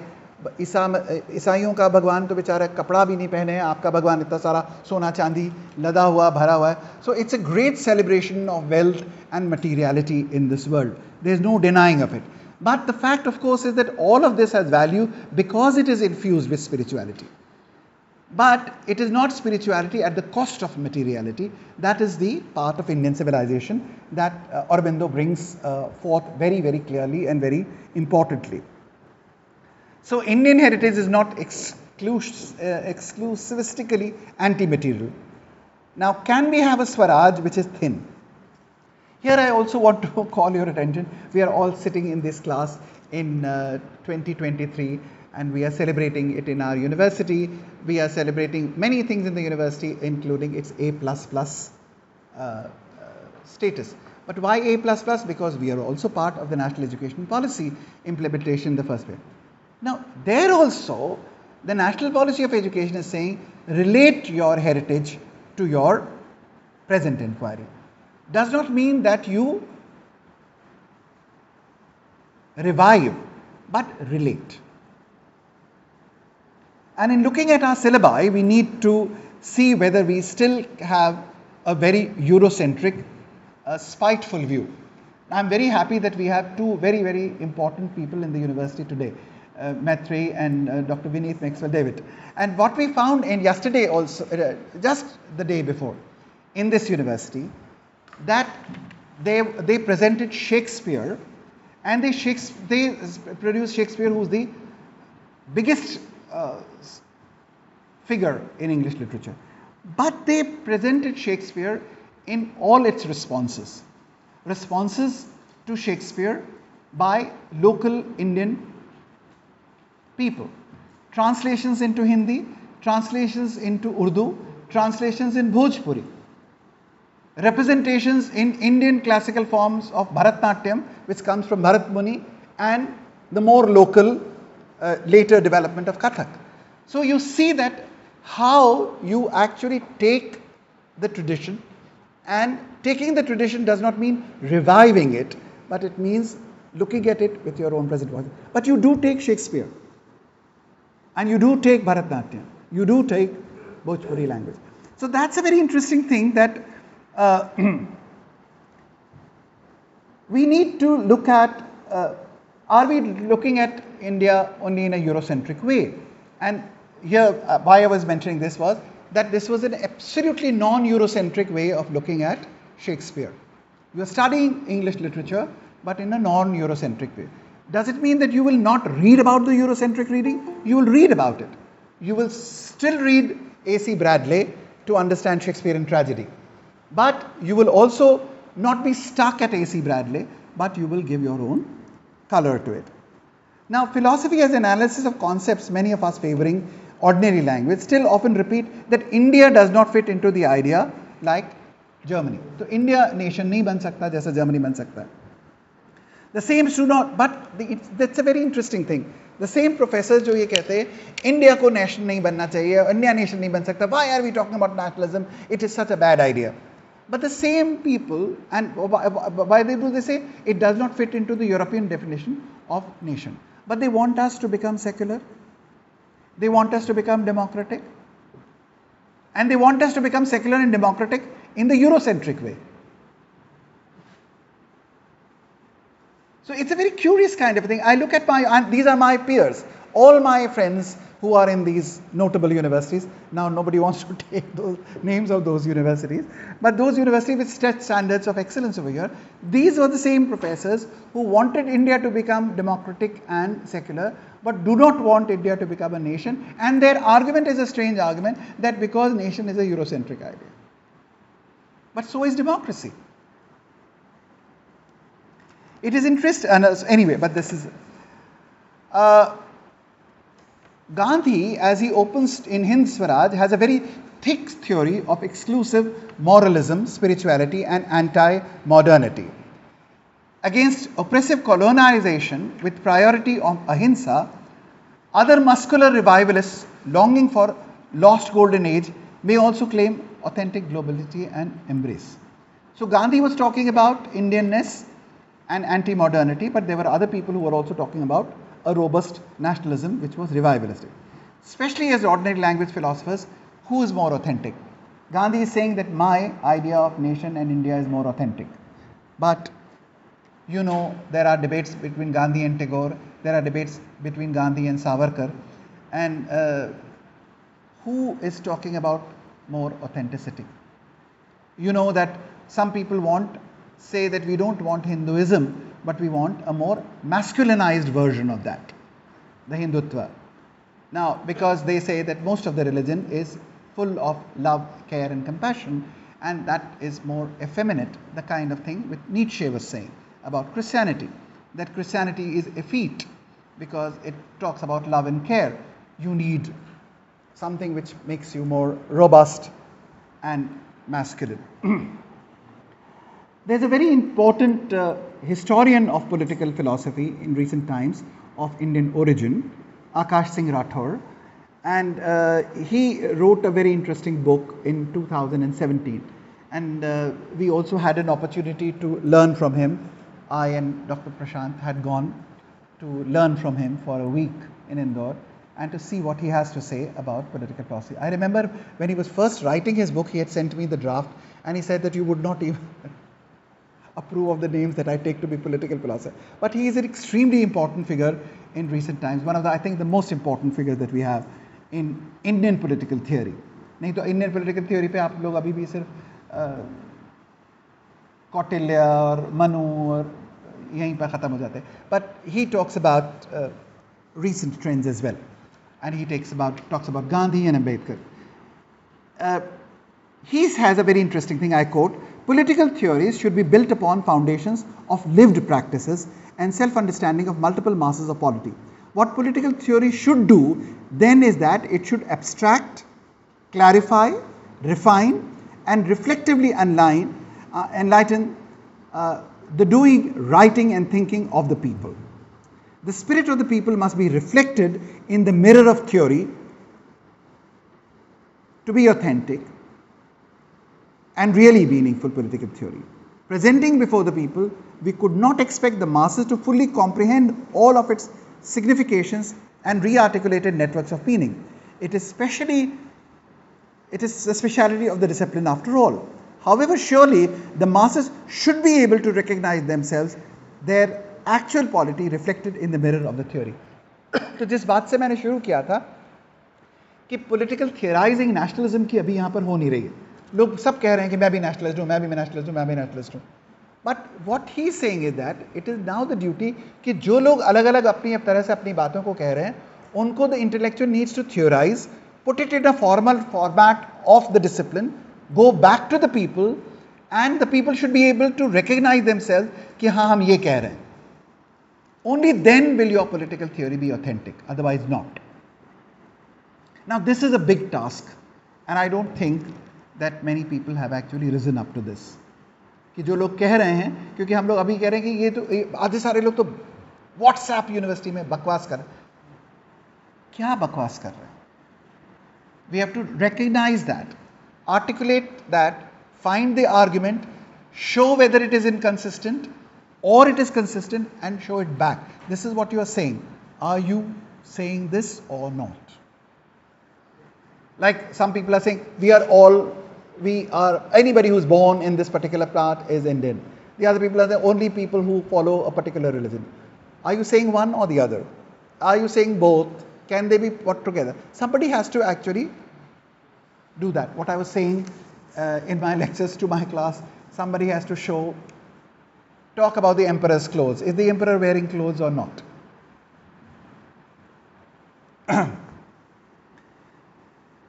This demand of political theory may today find itself authenticated by many votaries of thick theory of national identity in India. Rathore talks about B.R. Ambedkar and John Rawls. And there is a large mass claiming metaphysical substantial community with motherland. I may also point out that it is recommended a thin theory of Swaraj deliberately indigenized through Ambedkar's Navayan. क्योंकि ये बात बार बार होती है कि Ambedkar Buddhist हैं और हिंदुस्तान का religion Buddhism है, हिंदुस्तान के नक्शे में भी बुद्धिज़्म है क्योंकि वो चक्र भी धर्म चक्र से आ रहा है, नीचे भी सारनाथ से आ रहा है. But is Ambedkar's Buddhism the same Buddhism? Is he talking about the Pratitya Samutpad Chakra? And very clearly and very loudly and very honestly Ambedkar says, mine is neither the Mahayana nor it is the Heenyan, it is the Navayan. And he does not believe in the Pratitya Samutpad Chakra. He is giving an entirely new interpretation to Buddhism without the Four Noble Truths. Can you imagine a Buddhism without Four Noble Truths? So he is very self-conscious because he is a direct disciple of John Dewey. He has studied the Smritis. He has studied a lot of Pali canons. He knows what is right about that. He also knows the risks of certain things. Like the older Buddhism has a tradition where there is a Pratitya Samutpad, that you have ignorance from this, then there's Punarjanm, etc., etc. Now the moment Punarjanm comes, you have the possibility of justifying the caste hierarchies. And Ambedkar does not want them at all. So Ambedkar cannot accept that. But the difficulty is that even inside academic circles, people have made Ambedkar into a god. If you seriously look at Ambedkar, you find he has brilliant arguments and he has brilliant expositions, and he makes his own choices because he is making a choice for practical purposes. Rathore-like Rawls insists that we can have a nation of political cooperation as opposed to metaphysical, where we may all differ on deep metaphysical issues as we may differ in terms of religious beliefs and doctrinal standards on central teachings and our traditions, and yet we may come to reasonable agreement on political arrangements. This is Rajni's God. So the hybridity he proposes is strongly resisted by many. So the idea that we are actually can have that, although I have constantly this trouble that can we really have this kind of an arrangement? But this may appear distressing and unreal to many. Religions or otherwise metaphysical beliefs about nature of self, its purpose, its relation with others, including institutions like family, state and society, are foundational and they demand certain attitudes. तो चाहे वो धर्म हो चाहे तत्वमीमांसा, उसके अंतर्गत मैं कौन हूँ, मेरे जीवन का उद्देश्य क्या है, मुझे अपने सहयोगियों, सहपाठियों, सहकर्मियों, सहोदरों के साथ कैसे व्यवहार करना चाहिए, ये सारी चीज़ें मेरे लिए आधारभूत हैं और उनके अनुरूप ही मेरे आचरण करना चाहिए. ये केवल कोल्ड विवरण नहीं है. नाउ इन सब को लेके they demand political social arrangements consonant with them, and state will have to provide space for the functioning of their beliefs, somewhat like the capabilities model given by Amartya Sen. The self-perceived religious metaphysical individual may feel that the liberal space is unsacred. तो जो धार्मिक व्यक्ति है उसको ये लगेगा कि जो आपकी तथाकथित उदारवादी स्थान है वो वास्तव में अपवित्र है और उसके अंतर्गत उसको अपनी पवित्रता, अपनी शुचिता, अपनी प्रतिबद्धता को compromise करना है. It appears that the framework of most political theories post Rawls is modeled on the frame of pragmatism, which is anti-foundational and in its own assumption anti-metaphysical. It is a concession to metaphysician living in a convenient arrangement for political comfort is somehow assuming a level of inauthenticity or dishonesty from the constituents with different beliefs. It is very curious, और ये वाली बात मुझे बहुत ही हैरान करती है, that after 9/11 and so much chest thumping revivalist avowals in large parts of the globe, some intellectuals keep talking about disenchanted, secularized world, and it's coffee house conversations like Dr. Prashant, wherein they believe that they stand for the masses and the downtrodden. ये एक थ्योराइजेशन है कि हम लोग एक ऐसे जगत में रह रहे हैं जिसमें कि जो डिसेंचांटेड है. डिसेंचांटेड का मतलब है जिसके अंतर्गत अब खुदा या दैवी ताकत जैसी किसी चीज़ की कोई जगह नहीं है, और इसके अंतर्गत हम लोग बैठ के बात कर रहे हैं और हमारी सभी बातें जो है वो कॉफ़ी हाउस की टेबल्स पर डिसाइड हो जाएंगी. ये वाली बात मुझे बड़ी हैरान करती है कि ये हम डिसेंचांट हो चुके हैं. ये वो लोग कह रहे हैं जिनको कि 9/11 में उन लोगों ने मार डाला जो लोग ऐसा नहीं मानते. अगर सेक्युलराइज हो चुकी होती वर्ल्ड तो ऐसे लोग कैसे होते जो कि उनको मार डाल रहे हैं. Now, when violated by colonizers as a geographical economic unit, we may use the tokens of collectivists with fantasy, romance and ideology laced history of imagined communities, but the dignity being asked for is not of a brown Gujarati thrown from the carriage by a white stooge. जिस हम लोग आमतौर पर जिस मानवीय गरिमा की बात कर रहे हैं वो मानवीय गरिमा सिर्फ उस काले गुजराती की नहीं है जिसको कि सफ़ेद आदमी ने धक्का देकर ट्रेन से फेंक दिया था. We must have the freedom and agency to create a nation or achieve a country where strategy may demand revival of some stories of honor and pride, yet we need caution that we do not become full prey to aggressive nationalism, warned by many poets from Bulle Shah to Rabindranath Tagore and Walt Whitman. तो हमें कुछ ऐसी झूठी सच्ची कहानियाँ अपने प्राचीन गौरव की तो बनानी ही पड़ेंगी जिसके के माध्यम से हम अपने आप को आंदोलित और प्रेरित कर सकें. और यहाँ पर मैं एक बात कोट करना चाहता हूँ. Nation and worlds are made and are achieved. राष्ट्र होते नहीं हैं, बनाए जाते हैं. And we have to vigilantly work with hope and respect, that they ensure respectful spaces for all who are ready to negotiate. They also need to persuade others to join the conversation. Ernst Gellner एक बड़े important व्यक्ति हैं Oxford के, 1983 में उनकी एक किताब है जो आप सब लोगों में से ज़्यादातर लोगों ने पढ़ी होगी, जो उसका नाम है Nations and nationalism. And he stressed the element of artifact, invention and social engineering into the making of a nation. Nation अपने आप में एक कृत्रिम वस्तु है, एक निर्माण है, इन्वेंशन है, एंड जो सोशल इंजीनियरिंग से बनता है. एक बड़ा अच्छा सा कोट है, a god given way of classifying man as an inherent political destiny is a myth. Nationalism which sometimes turns into nations, sometimes invents them and often obliterates pre-existing cultures, that is a reality. तो यहाँ पर वो क्या कह रहे हैं? Nationalism comes before nation, and it sees that nations do not make nationalism, but it is the other way around. Nations are understood as political, technical, administrative, economic and constructions. Gellner को respond करते हुए एक और जगह पर हॉब्समैन ये कहते हैं, दिस इज इन 1990, नेशन को हमें दोनों तरह से देखें. It has to be seen from above and below in terms of assumptions, hopes, needs and longing of ordinary people. कुछ लोग हैं जो चाहते हैं कि हम एक देश बने, और दूसरे वो लोग हैं जो कि गवर्नमेंट की तरफ से उसको बना रहे होते हैं. Now, how is nationalism seen by those who are objects of action by government, spokespersons and activists of national movement? For Hobsbawm, official ideology of state and movements are not guides to what is in the mind of even the most loyal citizen of the supporter. जो राज्य कर रहा है या जो ऊपर से लोग कर रहे हैं वो लगातार वो नहीं है जो कि लोग सोच रहे हैं. Secondly, we cannot assume that for most people, national identification, when it exists, excludes or is always superior to the remainder of the other sides of identification. तो बाकी सब लोगों के लिए नेशनल आइडेंटिटी हमेशा प्राथमिक होगी, ये आप नहीं एज्यूम कर सकते.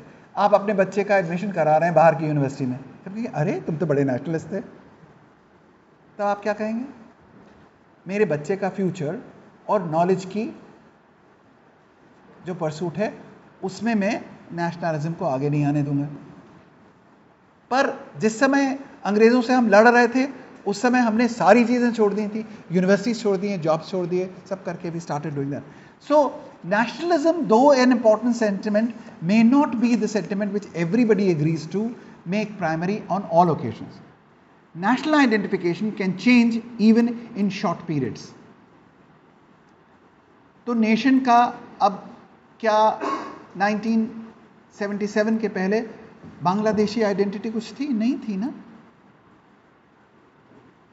अब जब बाल्कनाइजेशन हुआ यूएसएसआर का, तो अलग अलग स्टेट्स की अलग अलग नेशनल आइडेंटिटी बन गई ना. So national identities can change and transform in short periods of time. Hobsbawm has a very charming observation about how no serious, and this is very important, no serious historian of nations and nationalism can be committed nationalist, and he quotes another very important philosopher, Ernst Renan. Getting history wrong is a part of being a nation. इतिहास का गलत मानना राष्ट्र के निर्माण का हिस्सा है. Historians leave their convictions behind when they enter the library and the study. तो जब आप लाइब्रेरी में जाएंगे तब तो आपको बिल्कुल ऑब्जेक्टिवली देखना पड़ेगा. Philosophers trained in study of being को being, जिससे मैंने शुरू किया था, तत्व विद्या, आत्मविद्या, और even see like Sellers, जो Wilfred Sellers वाला है, of seeing things how they hang together in the more general sense, will find it difficult to position the contingent geographic, political, economic, linguistic, nomic identity of nation, जो केवल एक नाम भर है, as an object of their primary inquiry. Vatican, Bangladesh, Israel, Norway, France, Germany, Sri Lanka, they all conceive of their nationhood in their struggle in very, very different ways. However, within the practical and theoretical discourse of how do we live together, and the idea of a nation as a construct of local togetherness, not necessarily in conflict with the large cosmopolitan arrangements, has eminent philosophical heritage from Kant to Dewey to Rorty.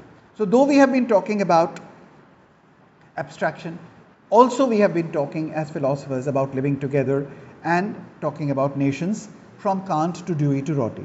And within the classical traditions of India, where there is a praise for Matrubhumi and also the broader Atharva Veda spirit of being the child of the Mother Earth, Mata Bhume, Putroham Prithavyah, this sustaining, beneficent, nurturing planet mother, much threatened, does need our urgent collective support, where nations achieve themselves and unite for peace. Now, there are many who would admit of greatness of achievements of India in matters of mind and spirit. I can go on that, but I think I'll close it here, because this is where I want to say that we do have a very difficult kind of a subject in nations when we deal it as philosophers. But when we deal it as philosophers and go to the history of ideas, we do find that there is space for that, and the space for nation is not necessarily opposed to the idea of larger humanity, and sometimes there is an idea of sustained self-reflective nations which becomes essential for the creation of a cosmopolitan world order. So I'm sure I have said many things which are hugely provocative, very provocative to me as well, especially in a country like India, which has very peculiar figures in its politics, like the peculiar figure of a rishi, and the statesman getting counsel by the rishi, the dharmadhin, etc. Also the idea of the republics and the others. But in the present day time, I do think that the idea which Richard Rorty is coming up with in 1998 is very important for us Indians to look at, where we look at the left thinking of critiquing the state and the society, but we also have a critique of the left, and to see that what is important and useful now and what is not important and useful, and to see that when we are talking about a less cruel world order, then what can we do today as persons, as Indians, as philosophers. Thank you. Thank you, sir, for that very interesting lecture on nationalism. You have taken us around the world in both space and time. You took us back to Alexander, you took us to 16th century France and Germany, you took us everywhere in the history of philosophy and nationalism, and I'm sure we've all learned a little more about that very controversial topic today. So anyone has questions, this is the time to ask.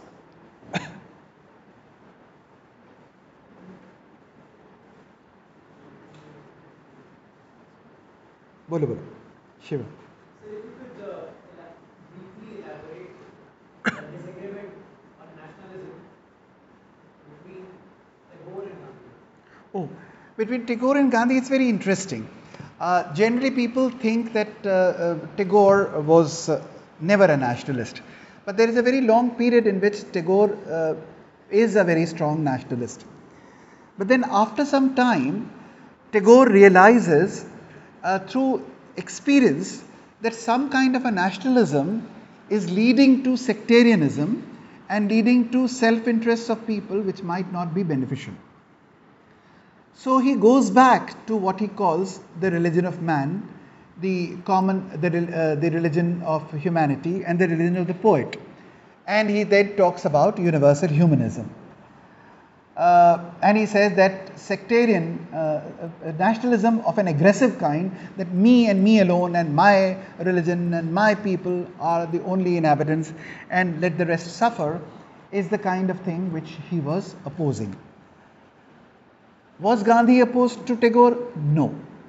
Gandhi constantly realized that Tagore was talking about the right thing, about universality, and he said that Tagore is a poet, and therefore his vision of a poetic world is a vision which we must all continue to have.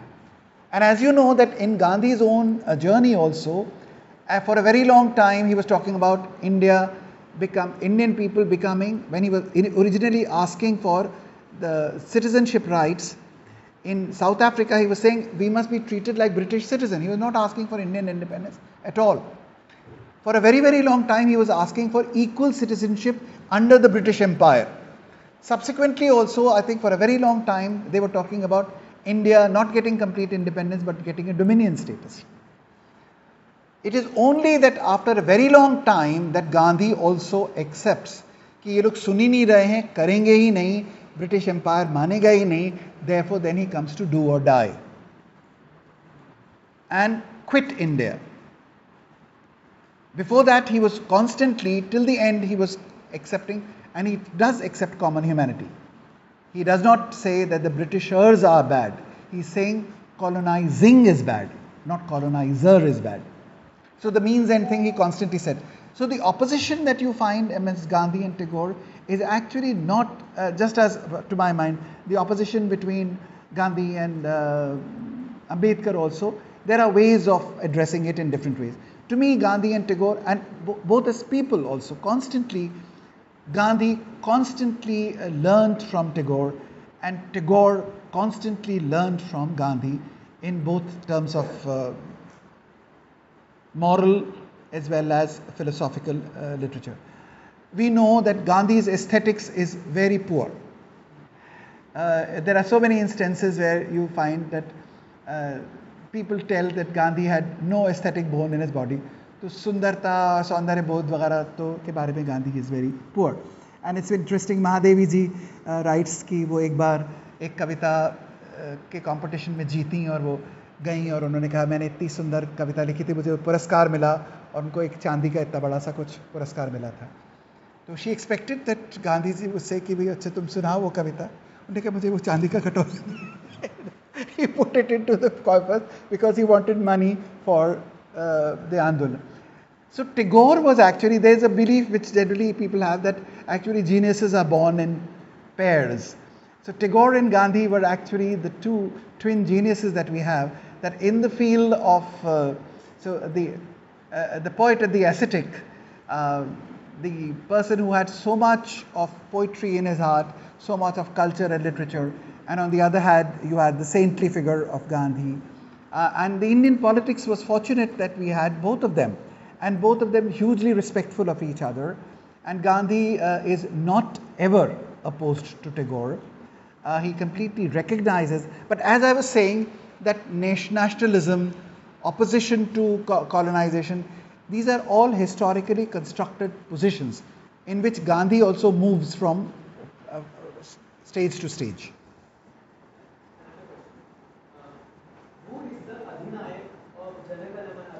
Oh, I know where you are getting, but I choose not to respond because I think I have been answering this question for generations. I think 40 years back, people were also saying, of course, everybody knows that this was actually originally meant to for the visit of the British emperor who never came to India when the Gateway of India was made. So it was made. But when it was adopted as the national anthem of India, then the meaning has been transformed, and the meaning has been transformed that now the Jan is the Adhinayak. The Jan Gan is the Adhinayak, and no more the sovereign is the people. So though it was originally not so constituted, and we all know Tagore did not live to see India's independence. Yeah. हाँ बोलूँ दादा. जो मुझे लगता था कि आज तक एक ऐसी माला जिसमें होती और जो अंदर का थ्रेड वो थ्रेड नेशनलिज्म होगा शायद, और वो व्यक्ति वो अलग अलग किसी भी चीज़ के वो कास्ट या फिर वो डिफरेंट, तो ये जो थ्रेड है ये समय के हिसाब से बदलता रहा है. जैसे हम जब आज़ाद नहीं थे तो हमें स्वराज चाहिए, हमारा नेशनलिज्म उसके अराउंड रहा होगा, और जब हम आज़ाद हो गए नेशनलिज्म की एक पॉइंट में बात करें तो जहाँ जहाँ पे अंग्रेजों ने शासन किया उसको आज़ाद कराना जरूरी था, तो वो इंडिया का पार्ट हो गया। तो नेशनलिज्म ये जो हमारा है ये कॉस्मोपॉलिटनिज्म से कैसे डिफरेंट है? नहीं, कॉस्मोपॉलिटनिज्म से तो फर्क है। कॉस्मोपॉलिटनिज्म ये मानता है कि ब्रह्मांड ही एक यूनिट है।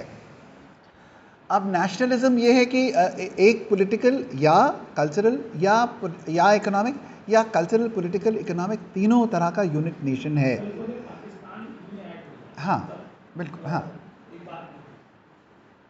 तो क्या वो भी इस नेशन वैसे बिल्कुल, कर पाएगा बिल्कुल, नेशनलिज्म से? बिल्कुल, और बिल्कुल, कर जाएगा तो फिर कैसे? बिल्कुल. See, that's what I was saying. If you come to the specific debates, there is the Tamil nationalism in Sri Lanka is linguistic based and cultural based. The Khalistani nationalism is based upon adherence to a particular faith. Now, when we talk about Indian nationalism as of now, we are talking more or less about a nebulous, broad feature of cultural, social, economic unit called India, which existed from a very long time, but which became well constituted by the Charter Act in 1935, where you had common kinds of governance systems in the present date. India का map आज का जैसा पुराना जैसा कब कब लगता था, आप देखेंगे तो वो अशोक के टाइम के मैप से मिलता जुलता लगता था, और एक वो टाइम आपको मिलता रहता है जब औरंगजेब के टाइम पे मिलता रहता है। नहीं तो बहुत सारे टाइम पे इंडिया का मैप में दक्षिण की स्टेट्स नहीं थी, बहुत सारे के टाइम में वो सारा हिस्सा जो अफगानिस्तान का वो सब इंडिया में था। So now what would constitute as India is of course a question which is again will be defined largely in terms of what Wittgenstein would call family resemblance. So what is common between the people of Kerala and the people of Kashmir? Now you may find that, of course, they would say, one quick answer sometimes is that the Shankar Digvijay established the 4 Peeths. So all of them more or less are all Krishna Bhakt, or all of them are more or less Ram Bhakt. But that may not be true. But there is something common between the Devi Bhakts and the Kali Bhakts and the Saraswati Bhakts, and they are not the Bhakt of the same deity, but they are all Bhakts. So there might be many such features which actually define that. So therefore, that is what I was saying, that philosophically, one of the philosophers is saying that actually nationalism precedes nation. Secondly, nation cannot be defined in terms of specific characters in terms of which you do. Now, when we demand कि जब तक ये नहीं होगा तब तक nation नहीं होगा, then to my mind we are being unrealistic. You can have a more or less standard definition of a nation in which there are more or less overlapping features which define that. तो क्या ये बात सच है? क्योंकि जैसे हिंदुस्तान पाकिस्तान में तो बहुत ही ज़्यादा ऑब्वियस सी बात है. I remember 15 years back when I was traveling to America, then one woman came up to me and she said कि आप कुर्ता पजामा पहने थे और मैं बहुत देर तक सोचते रहे कि आप पाकिस्तानी हैं, पर फिर मैंने आपके हाथ में एक लाल धागा देखा और तो मैंने कहा कि नहीं आप हिंदुस्तानी हो. आई सेड कि I M A Hindustani, but लाल धागा देख के अगर आपने ये करा तो एक्चुअली ये लाल धागा तो मुझे किसी हिंदू ने नहीं बांधा है, ये तो मुझे एक मज़ार पे बांधा है किसी ने. तो आपका इट्स एक्चुअली वो गेटियर पैराडॉक्स टाइप की है problem. No, Sahishnuta, Sahishnuta, again as we said, Sahishnuta as you saw, as an individual virtue which binds people, as a social virtue, as it binds social fabric, and as an international cooperation thing is something else. It may be a feature which we are recommending for people to live together, states to live together, and nations to go by. But it cannot be an essential feature of a nation. What I'm only saying is that nations are more or less defined in terms of, like as you say, कि धर्म के आधार पर बना पाकिस्तान, हाँ, पर जब बांग्लादेश बना तो वो भाषा के आधार पर बन गया, क्योंकि धर्म उनको बांध के नहीं रख पाया, क्योंकि उनकी जो कल्चरल हेरिटेज थी, बंगाली और पंजाबी वो नहीं रह सकते थे साथ साथ. और उसके अलावा वो इतनी बड़ा जोग्राफिकल डिस्टेंस था उनके ऊपर. So they have more in common. So if you are in Bangladesh, if you are in Dhaka or in Calcutta, I think it will be very difficult for you to make a difference. My mother was born in Lahore, so I find it very difficult. But I've never been to Pakistan, but I'm quite sure that I'll find more things in common with the people in Lahore than I would find with a person living in Kaladi. क्योंकि मेरी जो लखनऊ की ज़बान है, मुझे यकीन है कि मुझे पाकिस्तान में लोग ज़्यादा बात समझेंगे बनिस्बत तमिलनाडु के.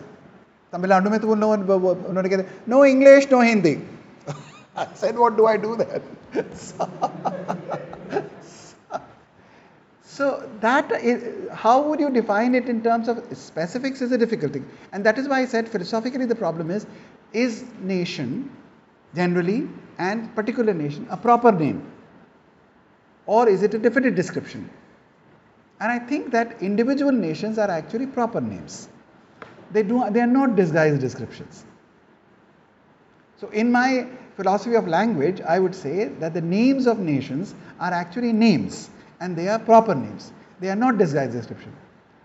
So Indian का मतलब कोई एक set of characters नहीं है. Indian का मतलब just it means nothing. It's just a label.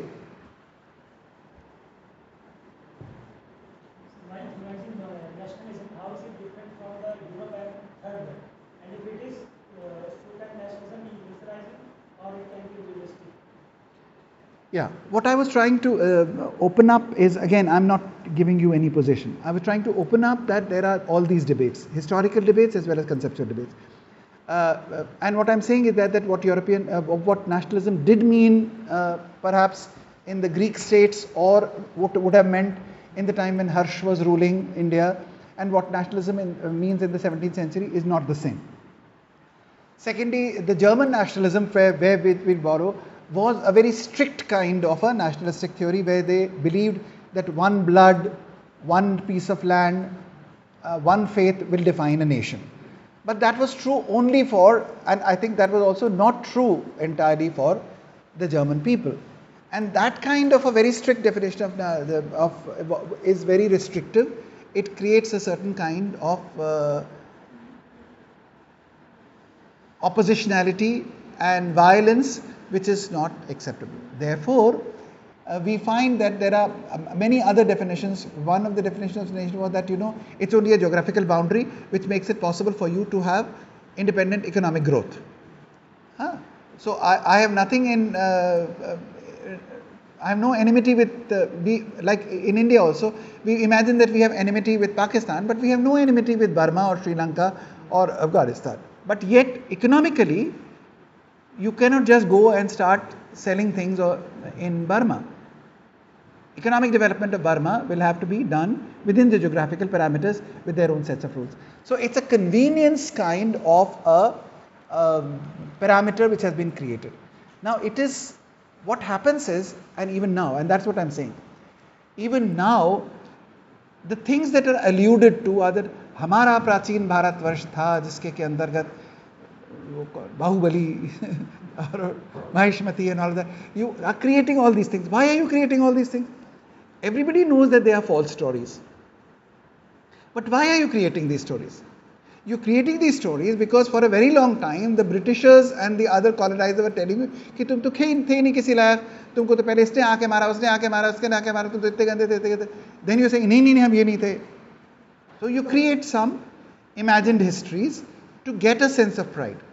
And that is why there is an element of imagination in the past. Now, if you start imagining कि हम बड़े महान थे, अब हमें कुछ करने की ज़रूरत नहीं है. But you are saying that नहीं हमें इतने महान थे, हमको ये करने की ज़रूरत है कि हम उसको we go back to the lost glory. आपके हिंदुस्तान में क्या क्या था? आपके हिंदुस्तान में वेद भी थे और वेदों के आधार पर बनी गई सभ्यता की जाति व्यवस्था का ऑपोजिशन करने वाले बुद्ध भी थे.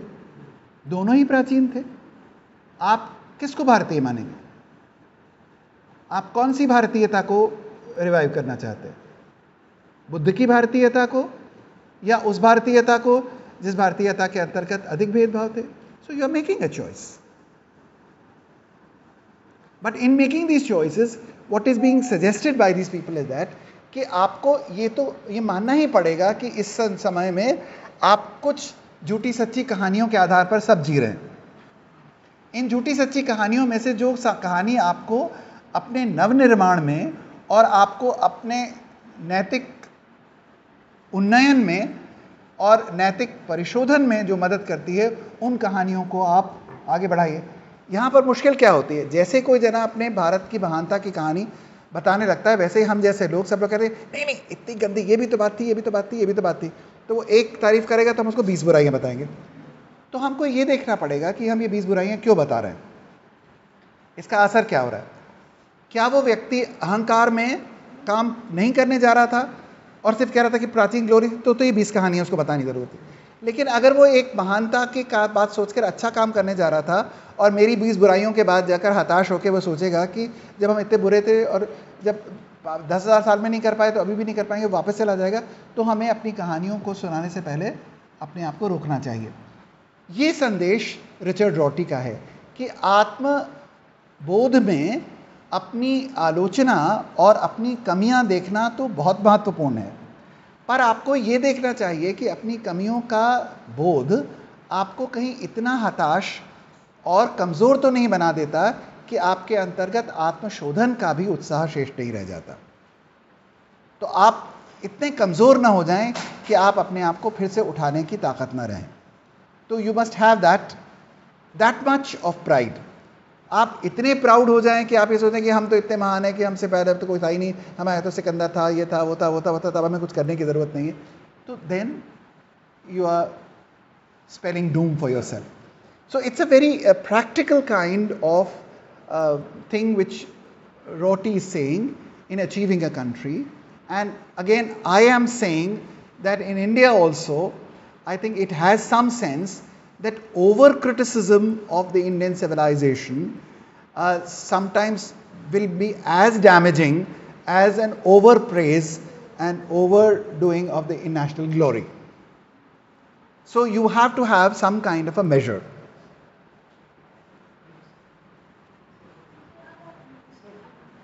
बोलो। There's somebody from your, are you managing this? Yeah. Are there some people watching? उसमें देख कर कोई बाहर से देख रहे हैं क्या? नहीं, कोई जना हाथ उठा रहा था उसमें से। नहीं, आज बोलो।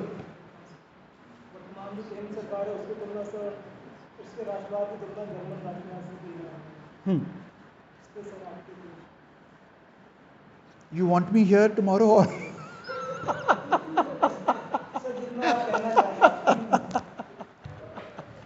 No. Let me be forthright. I have this to say. Again, and that's why it's a very true. I don't know about what the politicians are saying and what they are doing. But what I realize is that there is a need of course correction every time. Me and my generation of scholars generally came with a very strong kind of a critical view about everything, including our own governance, which I think is very important.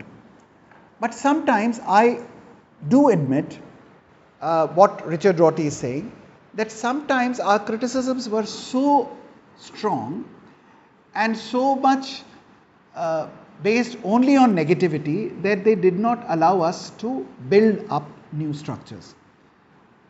So when we said it's very important to say that there is violence against women, we also say that there is violence against many marginal communities. We also say that there is terrible kind of feudal institutions in India. But if you only make natak on them and you do street protest on that and you do Gana on that, without trying to change laws, without to utilize the existing laws, without to hold accountable public accountability systems, without creating sensitivities in the society, then I think you are failing in your duty. और ये मुझे लगता है कि ये वाली बात, मैं इस बात से एग्री करता हूँ कि इंडिया में भी रिफॉर्मिस्ट लेफ्ट और कल्चरल लेफ्ट का फ़र्क है। और केवल गाना और नुक्कड़ नाटक करने में ही अपनी बात को ख़त्म नहीं करना चाहिए. We need to fight against the main enemy, which is transnational corporations and their capitalism, and try to build up institutional frameworks and individual capacities to meet that. हम सबसे अच्छे हैं, ये तो बात किसी के लिए भी सच नहीं हो सकती. लेकिन बहुत देर तक यही बात कहना कि दूसरे लोगों ने हमको जैसा कहा कि तुम किसी लायक नहीं थे, ये मान बैठना भी ठीक नहीं है. इसलिए विवेक, आत्ममंथन, आत्मबोध, आत्मगौरव के साथ चलने की बात. जर्मन नेशनलिज्म तो बहुत ही खराब था. और जर्मन नेशनलिज्म ने को जिन्होंने दिया था, मैंने आपको बताया कि उन्होंने खुद भी ये तस्लीम किया कि ये नेशनलिज्म हमें ऑब्जेक्टिव होने में रोकेगा. लेकिन उन्होंने ये कहा कि इसके बिना लेकिन हम अपनी प्रगति नहीं कर पाएंगे, इसलिए ये प्रैग्मेटिकली ज़रूरी है. उसी तरह से अगर हमसे भी ये कहा जा रहा है नेशनल पॉलिसी ऑफ एजुकेशन में कि आप अपने गौरव को भी बताइए, तो वो ये नहीं कह रहे हैं कि आप अपने साइंस, टेक्नोलॉजी, नैनो टेक्नोलॉजी मत करिए, पर उसके साथ साथ ये भी बताइए कि हमारे यहाँ सब लोग जो थे सिर्फ ब्रह्म सत्य जगन मिथ्या नहीं कर रहे थे. हमारे यहाँ भी आरंभिक वैज्ञानिकों ने ज्ञान, विज्ञान, खगोल शास्त्र, गणित में शोध किए थे, और वो शोध अब उतने ही अप्रासंगिक हो गए हैं जितने कि न्यूटन इत्यादि के हो गए हैं, और नहीं भी हुए होंगे, पर उनकी पुनर्परीक्षा करनी आवश्यक है. तो अगर ये बात कही जा रही है तो मुझे लगता है ये ठीक बात कही जा रही है. और लेकिन मैं ये बात कहना चाह रहा हूँ कि जो आप लोग कहना चाहते हैं कि वर्तमान गवर्नमेंट ही कह रही है, ये रिवाइल कर रही है, इसके लिए भी मैं आपको, इसीलिए मैं आपको ये कोट कर रहा था, नई शिक्षा नीति में नया कुछ नहीं है. राष्ट्रीय शिक्षा नीति में मातृभाषा का बल, प्राचीन विद्याओं का पुनर्पाठ करना, ये बात 1920 में भी कही जा रही थी. Right. The relationship between a state and a nation, some people say that nation is, as I was mentioning, some were mentioning that nation helps to develop a state. Because if you're talking about linguistic nationalism, cultural nationalism, then they are not necessarily converted into a political state. But there is another view which says that you can have states, not necessarily nations. So it would depend upon what definition you are taking. That's one. The other question on anarchism. Anarchism is an idea where you think that the idea of governance does not have a central authority. Now that is about an idea which many people imagine, that like in the Marxist story also you want to say that finally there could be a stateless society. And as I mentioned, he said that nation is one intermediary state which is better than the feudal state, but then nations will have to be disbanded in order to have a stateless society, and that would be the state of anarchism. So in that, nation is an intermediary state to anarchism in the Marxist position. In the Marxist position. Now, do I advocate anarchism? The answer is no. नहीं होगी. Statelessness है. I had in mind theories like Godwin and Kropotkin and वो नहीं होगी. Anarchist को असल में generally एक तो सब लोगों को मतलब लगता है कि एनार्की का मतलब होता है कि अव्यवस्था. अव्यवस्था नहीं है. एनार्की का एक टेक्निकल मीनिंग है जहाँ पे कि एक सेंट्रल गवर्निंग सॉवरेन अथॉरिटी नहीं है. तो स्टेटलेसनेस का जो आइडिया है वो एक तरह से एनार्किस्ट भी हो सकता है, क्योंकि वहाँ पे कोई सेंट्रल सॉवरेन अथॉरिटी है ही नहीं. क्योंकि ये एक बड़ी रोचक बात है कि जब वो मार्क्स से ये पूछा जाता है कि what will be the laws of the stateless society, then he says that the laws of the state of the stateless society will be laws of beauty.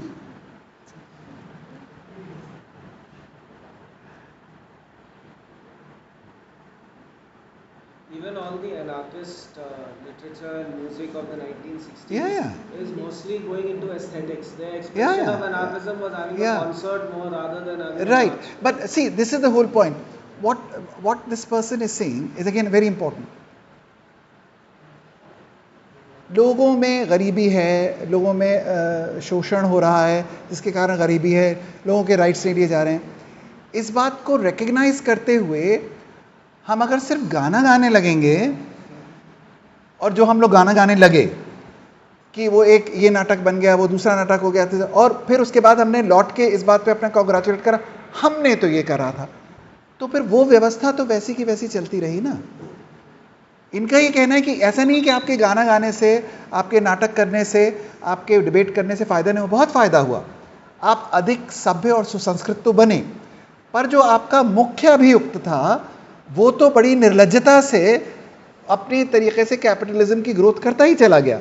और अब जो आपके देश का, आपके गांव का बनिया था, उसकी जगह पर उस बनिया की भी ताकत खत्म हो गई, वो नगर श्रेष्ठी के पास थी, उसकी भी खत्म हो गई. उसके बगैर पर आपके देश का टाटा बिरला और अंबानी था, वो भी खत्म हो गया. अब आपके पास दुनिया के 3 ट्रांसनेशनल कॉरपोरेशंस हो गए जो कि आपकी पूरी दुनिया को उंगली पे नचा रहे हैं, और उस पर आप कुछ नहीं कर पाए क्योंकि आप यहाँ पर गाना नाच करते रह गए. So this is what he is saying. He is not devaluing that. He is appreciating that how all these things have had great value. But then the grand opposition with the Marxist, or again not the Marxist, the leftist. And I think this is very important, and I want to highlight this in this talk. What Rorty has brought to our notice very categorically, which you all know, but you should remember, all leftists are not Marxists. And the point is that he is saying that the Marxist theory is troublesome, both in theory and practice, because it led to anti-democratic regimes. But, and he said that अगर गरीबों के ऊपर दया करनी चाहिए, गरीबों के ऊपर करुणा करनी चाहिए, लोगों को स्वार्थी नहीं होना चाहिए, अगर यही बात सीखनी थी हमें मार्क्स से, तो ये बात तो ईसाइयत से ज़्यादा कहाँ पे कही गई है, क्योंकि ईसा मसीह से ज़्यादा करुणामय तो कोई भी नहीं है. So that is what he's saying. Identification of the left with the Marxists is in fact a bad identification. He is talking about a reformist left and as against the cultural left, and he is recommending a reformist left, and I'm drawing parallels. Yes, Siddharth had a question, yeah.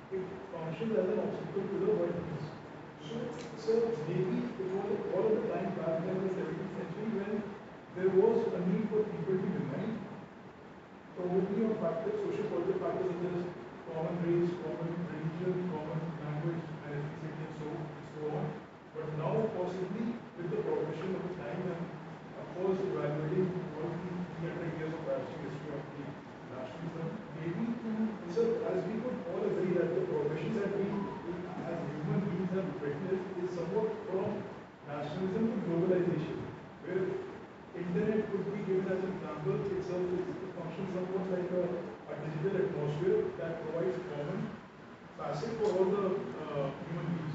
So similarly, just like these common factors that once became the main chief proponents of the nation to come into existence, for example, race, religion, and so on. Now maybe the time has come for everybody to move a step ahead and possibly underlie and provide a lot of emphasis on that commonality of humanness or humanity, which is a much larger underlying principle that has the potential to make us to possibly take all of the human beings ahead of. There could be various reasons or one could support the factor and the importance of nationalism. But of course, there is this trade of globalization which is finding a lot of space and time in today. Emanating from this dichotomy, a very simple question, sir. So do you think how apt this 17th century invention of 17th century nationalism, how apt is it in times of today when Yeah. I'll take two small detours. One small thing which I want to say is that कई लोगों का ये कहना था, जैसे अभी हमारी national policy of education के फ्रेमवर्क में बाबा कि मल्टी डिसिप्लिनैरिटी होनी चाहिए, और सबको पता है मल्टी डिसिप्लिनैरिटी होनी चाहिए, नहीं होगी तो समझ ही में नहीं आएगा। ये चश्मा भी नहीं बन सकता, जिस तक कि इसमें फिजिसिस्ट से लेके नैनो टेक्नोलॉजिस्ट से लेके प्लास्टिक टेक्नोलॉजीज वाले से लेके सब लोग जब तक शामिल नहीं होंगे तो एक छोटी सी चीज़ भी नहीं बन सकती। लेकिन हम लोगों का ये बहुत बरसों से ये मानना था कि जब तक डिसिप्लिन्स अपने आप में स्ट्रॉन्ग नहीं होते और तब तक मल्टी डिसिप्लिनैरिटी को, किसी को तो फिजिक्स आनी चाहिए अच्छी तरीके से, किसी को टेक्नोलॉजी आनी चाहिए, तब वो लोग आपस में बैठेंगे, उसको ना कुछ, जब सब लोग सब कुछ कर रहे होंगे तो नहीं हो पाए। मेरा कई बार लगता है कि नेशन स्टेट के डेवलपमेंट का की जस्टिफिकेशन भी लगभग ऐसा ही है। कोई ज़रूरी नहीं है कि हम ये माने कि नेशन स्टेट्स हमेशा दूसरे के ऑपोजिशन में बने थे। हम लोग रह रहे हैं साथ में, तो हम लोग एक अपना इंतज़ाम कर लेते हैं, फिर ये देख लेते हैं कि रात को कुत्ता ना आ जाए तो हम, शेर ना आ जाए तो हम एक बाउंड्री बना लेते हैं, फिर हम ऐसे करें। May be this is one way of looking at the idea of communities and states. Now क्या वो नीड्स ख़त्म हो गई हैं ग्लोबलाइजेशन से? बहुत ही आयरॉनिक सिचुएशन है कि अभी आप यूँ तो आप मोबाइल उठा के, वो एंटनी गिडन्स जो बात कहते रहते हैं कि within your fist space and time distances have been reduced and they have come to a fist. तो अब स्पेस और टाइम दोनों में, इसी टाइम अमेरिका के दूसरे कोने में किसी व्यक्ति से मैं फेस टाइम पे बात कर सकता हूँ, लेकिन अब मुझे यूनिवर्सिटी में डिपार्टमेंट आने पे भी अपना थंब इम्प्रेशन देना पड़ता है। इतना सस्पिशन है कि बायोमेट्रिक है, अपने घर जाने में भी हमको ये करना पड़ेगा। नेशनल बाउंड्रीज ही होती थी, अभी होता है कि नहीं आप इस ऑफिस में नहीं जा सकते। सो ये मानना कि हम, क्योंकि सब चीज़ें सबसे कनेक्ट हो गई हैं तो ट्रस्ट हो गया है और सब लोग बड़े मज़े से एक दूसरे के साथ ट्रैवल कर सकते हैं, नहीं कर सकते। both the tendencies have come together. So also we have to see that what is the function of nationalism today. And as I said, जिन्होंने भी इसके बारे में चिंतन करा, वो शुरू से ये जानते थे कि ये नेशनलिज्म का आइडिया ऑब्जेक्टिविटी में बाधक होगा। वो ये भी मानते थे कि इंटरनेशनलिज्म में ये बाधक हो सकता है। इसीलिए कांट के फिगर को अगर हम देखते हैं तो वो कहते हैं नेशनलिज्म आप डेवलप कीजिए, लेकिन वर्ल्ड पीस के लिए आप सब लोग 19 जो बड़े कंट्रीज़ हैं वो आपस में एक करार कर लेते हैं कि अब आज के आगे से हम लोग तुम्हारी टेरिटरी में ज़रा सा भी ट्रांसग्रेस नहीं करेंगे, और जब हम आपकी टेरिटरी में ट्रांसग्रेस नहीं करेंगे तो ग्रेजुअली हम अपनी आर्मी कम करते चले जाएंगे, क्योंकि हमें ना तुम हमारे पर आक्रमण करो। जब हम आर्मी कम करते चले जाएंगे और वेपन्स कम करते चले जाएंगे तो हमारे पास ज़्यादा पैसा होगा। जब ज़्यादा पैसा होगा तो हम अपने ही जो कॉन्स्टिट्यूएंट्स हैं उनको हम 5 किलो राशन की जगह 10 किलो राशन दे पाएंगे, उनको कपड़ा भी दे पाएंगे, उनको घर भी दे पाएंगे, उनको इंटरनेट कनेक्टिविटी भी दे पाएंगे, तो हमारी ही वाह वाह ज़्यादा होगी, जय जय जय जय होगी।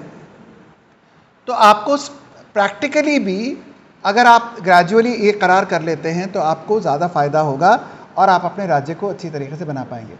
तो परपेचुअल पीस का जो दस्तावेज़ सेंट गोबैन ने बनाया था, जिस पर रूसो ने पहली कमेंट्री लिखी और कांट ने दूसरी कमेंट्री लिखी, उसके अंतर्गत भी वो ये वाली बात कह रहे हैं। So the idea of the nation is required for governance, for internal economic development and for settling in certain kind of international disputes कि अगर इसके बावजूद भी आप हमारे में आ गए तो इंटरनेशनलिज्म, कॉस्मोपॉलिटनिज्म अपने आप में नेशनलिज्म के अगेंस्ट नहीं है और ये शुरू से नहीं था। हो सकता है ये बात भी शुरू से पता थी। अब इसकी क्या प्रसंग है? अब आपने ये कह दिया कि जर्मनी तो नेशन हो सकता है और फ्रांस तो हो सकता है पर तुम नहीं हो सकते, तो लोगों को लगता है कि नहीं हम भी होना चाहते हैं। या तो आप ये कहें, कोई ये कहे कि ये तो बड़ा बेकार सा नोशन था, तो हम क्यों हुए? एक ये तरीका है कि बेकार सा नोशन था, इसको नहीं। लेकिन हिस्ट्री के साथ, नेशन के साथ इतनी सारी कहानियाँ, नेशनल प्राइड, पेट्रियोटिज्म, लोगों ने कैसे अपने सर कलम करा दिए अपने अपने देश के लिए, अपने अपने मज़हब के लिए। क्योंकि जब आप देखते हैं नेशन शब्द का प्रयोग, I am so sorry Vineet has left, Bible में बराबर it is constantly Abraham is the nation, Abraham is the nation. तो वो जो आइडिया है कि वहाँ one person, one faith, one, तो वो नेशन का आइडिया अपने आप में it has had a historical currency of great dignity and value. तो अब जब इंडिया के लोग कहते हैं कि हम भी नेशन बनना चाहते हैं, तब आप कहते हैं कि नहीं तुम तो नहीं बन सकते, तो कहते नहीं हम बनना चाहते हैं। Then what do you do? Then you will have to redefine the nation and then you have to see that as an economic, cultural, political unit, this is what you can do. जो बात आप ये कह रहे हैं कि नहीं सब लोगों के साथ बातें कर रहे हैं globalization. The trouble is that globalization is a better notion than colonization. Because colonization was a non-reciprocal relationship. One, the colonizer was ruling everywhere. Globalization on principle has the possibility of mutuality. So, mutual transfer of capital and goods and people. But is it true? आप जा सकते हैं आसानी से America में, England में, France में? नहीं जा सकते ना। तो मैं ये कहना चाह रहा हूँ कि इस समय अगर आप ग्लोबलाइजेशन को एक आंसर मानते हैं, तो ग्लोबलाइजेशन तो आंसर नहीं है क्योंकि वो केवल एक इकोनॉमिक कॉन्सेप्ट है। कॉस्मोपॉलिटन कॉन्शियसनेस एक आंसर है। कॉस्मोपॉलिटन कॉन्शियसनेस के साथ भी आपको अपने अपने यूनिट्स को बना के रखना पड़ेगा और उन यूनिट्स की पॉलिटिकल कल्चरल बेनिफिट को। और इसमें मैं I will give you a final, not a final but my proposed reference within this framework, and that is the framework which comes to me from John Dewey. And John Dewey says, हम लोग एक group, जैसे इतना बड़े लोगों में बैठ बात करें, कितना बड़ा ग्रुप बना सकते हैं जिसमें बात कर सकते हैं?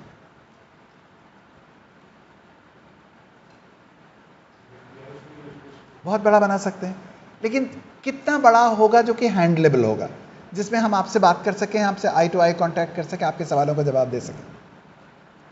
तो हम ये मानते हैं कि 100 लोगों से ज़्यादा का तो नहीं हो सकता, 20 का अच्छा होगा, 100 से लोगों से ज़्यादा का नहीं हो सकता। ऐसे 100 के कई ग्रुप्स हो सकते हैं।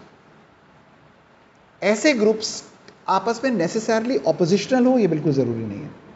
It is possible for them to be a part of a larger group. Everybody in the world is doing philosophy, but we are making classes of 100. If the nation state is also understood in this particular way, then what is the trouble? Then you see what is the problem? Yes, sir, I understand. This could be one of the possible solutions. No, this is precisely what I am saying. That a nation state, why does it constantly have to be seen in terms of an oppositional, that India versus Pakistan? India and Pakistan, and Pakistan is a very bad example. So let us just say India and Nepal, India and Sri Lanka. Why not? So in America, and again I'll give you a further example. In America, there are different states. In some of the states you have a dual citizenship. In some states you have a single citizenship. What they have done is a barter, that if I am a citizen of Oklahoma, then I'll have the benefits of Oklahoma and then somewhere else. या और Chicago, तो हम वहाँ के होंगे और कहीं और के भी होंगे। अब उनका ये कहना है कि अमेरिकनाइजेशन ऑफ द वर्ल्ड अगर आप करना चाहते हैं तो आप अमेरिकनाइजेशन ऑफ द वर्ल्ड वैसे ही कीजिए जैसे कि आपने अमेरिकनाइजेशन ऑफ अमेरिका किया है, कि स्टेट्स को थोड़ी ऑटोनॉमी दी और थोड़ा राज्य। उसी तरीके से अगर हिंदुस्तान ये कहे कि नहीं हम विश्व गुरु बनना चाहते हैं, तो हमें भी ये करना पड़ेगा कि हम थोड़ा तुम हमारा मानो और थोड़ा हम तुम्हारी मानेंगे। तो विश्व गुरु में हम क्या बताएंगे दुनिया को? क्या है हमारे पास बताने को?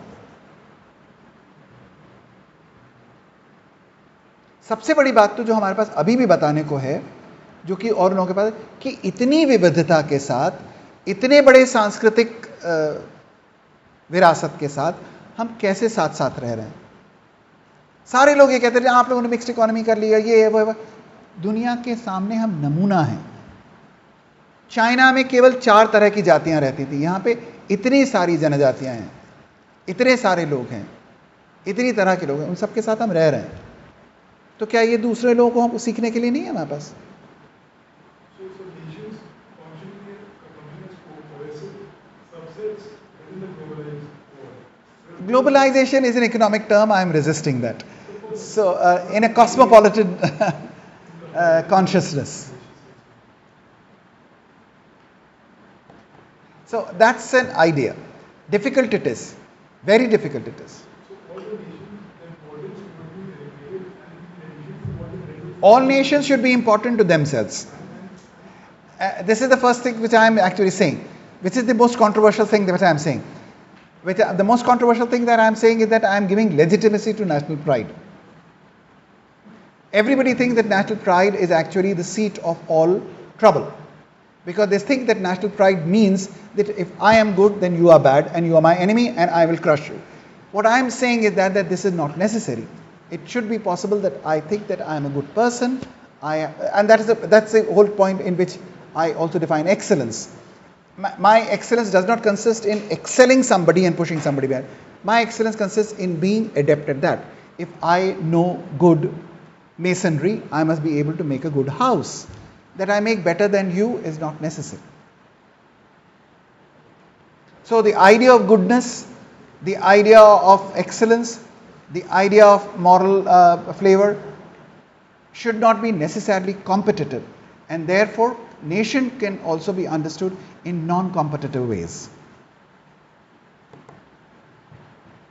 That's the hope. So with hope and respect. Yeah, I would like Rajni to say something.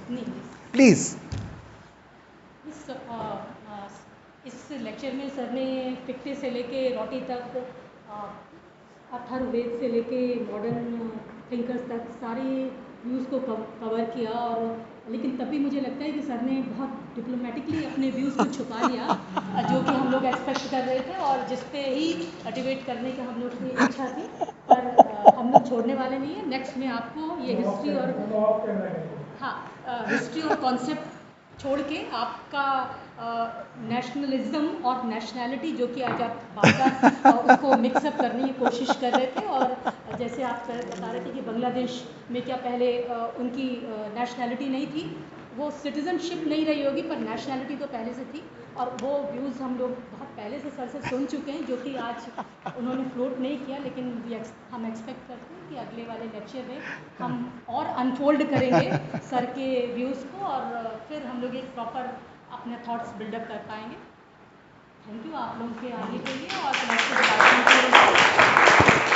मैं चंद्रा सर को बहुत बहुत धन्यवाद देती हूँ, बहुत बहुत आभार प्रकट करती हूँ कि बहुत सारी चीज़ें जो हैं वो हमें उनके लेक्चर से, उनके एनालिसिस से क्लैरिटी होती है, हमें क्लैरिफिकेशन होता है कि हमें किस तरीके से जो है उन चीज़ों को समझना चाहिए। और सर ने, चूँकि हमारे पास एक स्पीकर नहीं था, उसको फिलअप करने के लिए सर ने इतनी सहजता से बिना किसी अपने एरोगेंस के कहा कि नहीं मैं उसे कर देता हूँ, उसके लिए वो बहुत बहुत आभारी है। आप सब लोगों का बहुत बहुत आभार।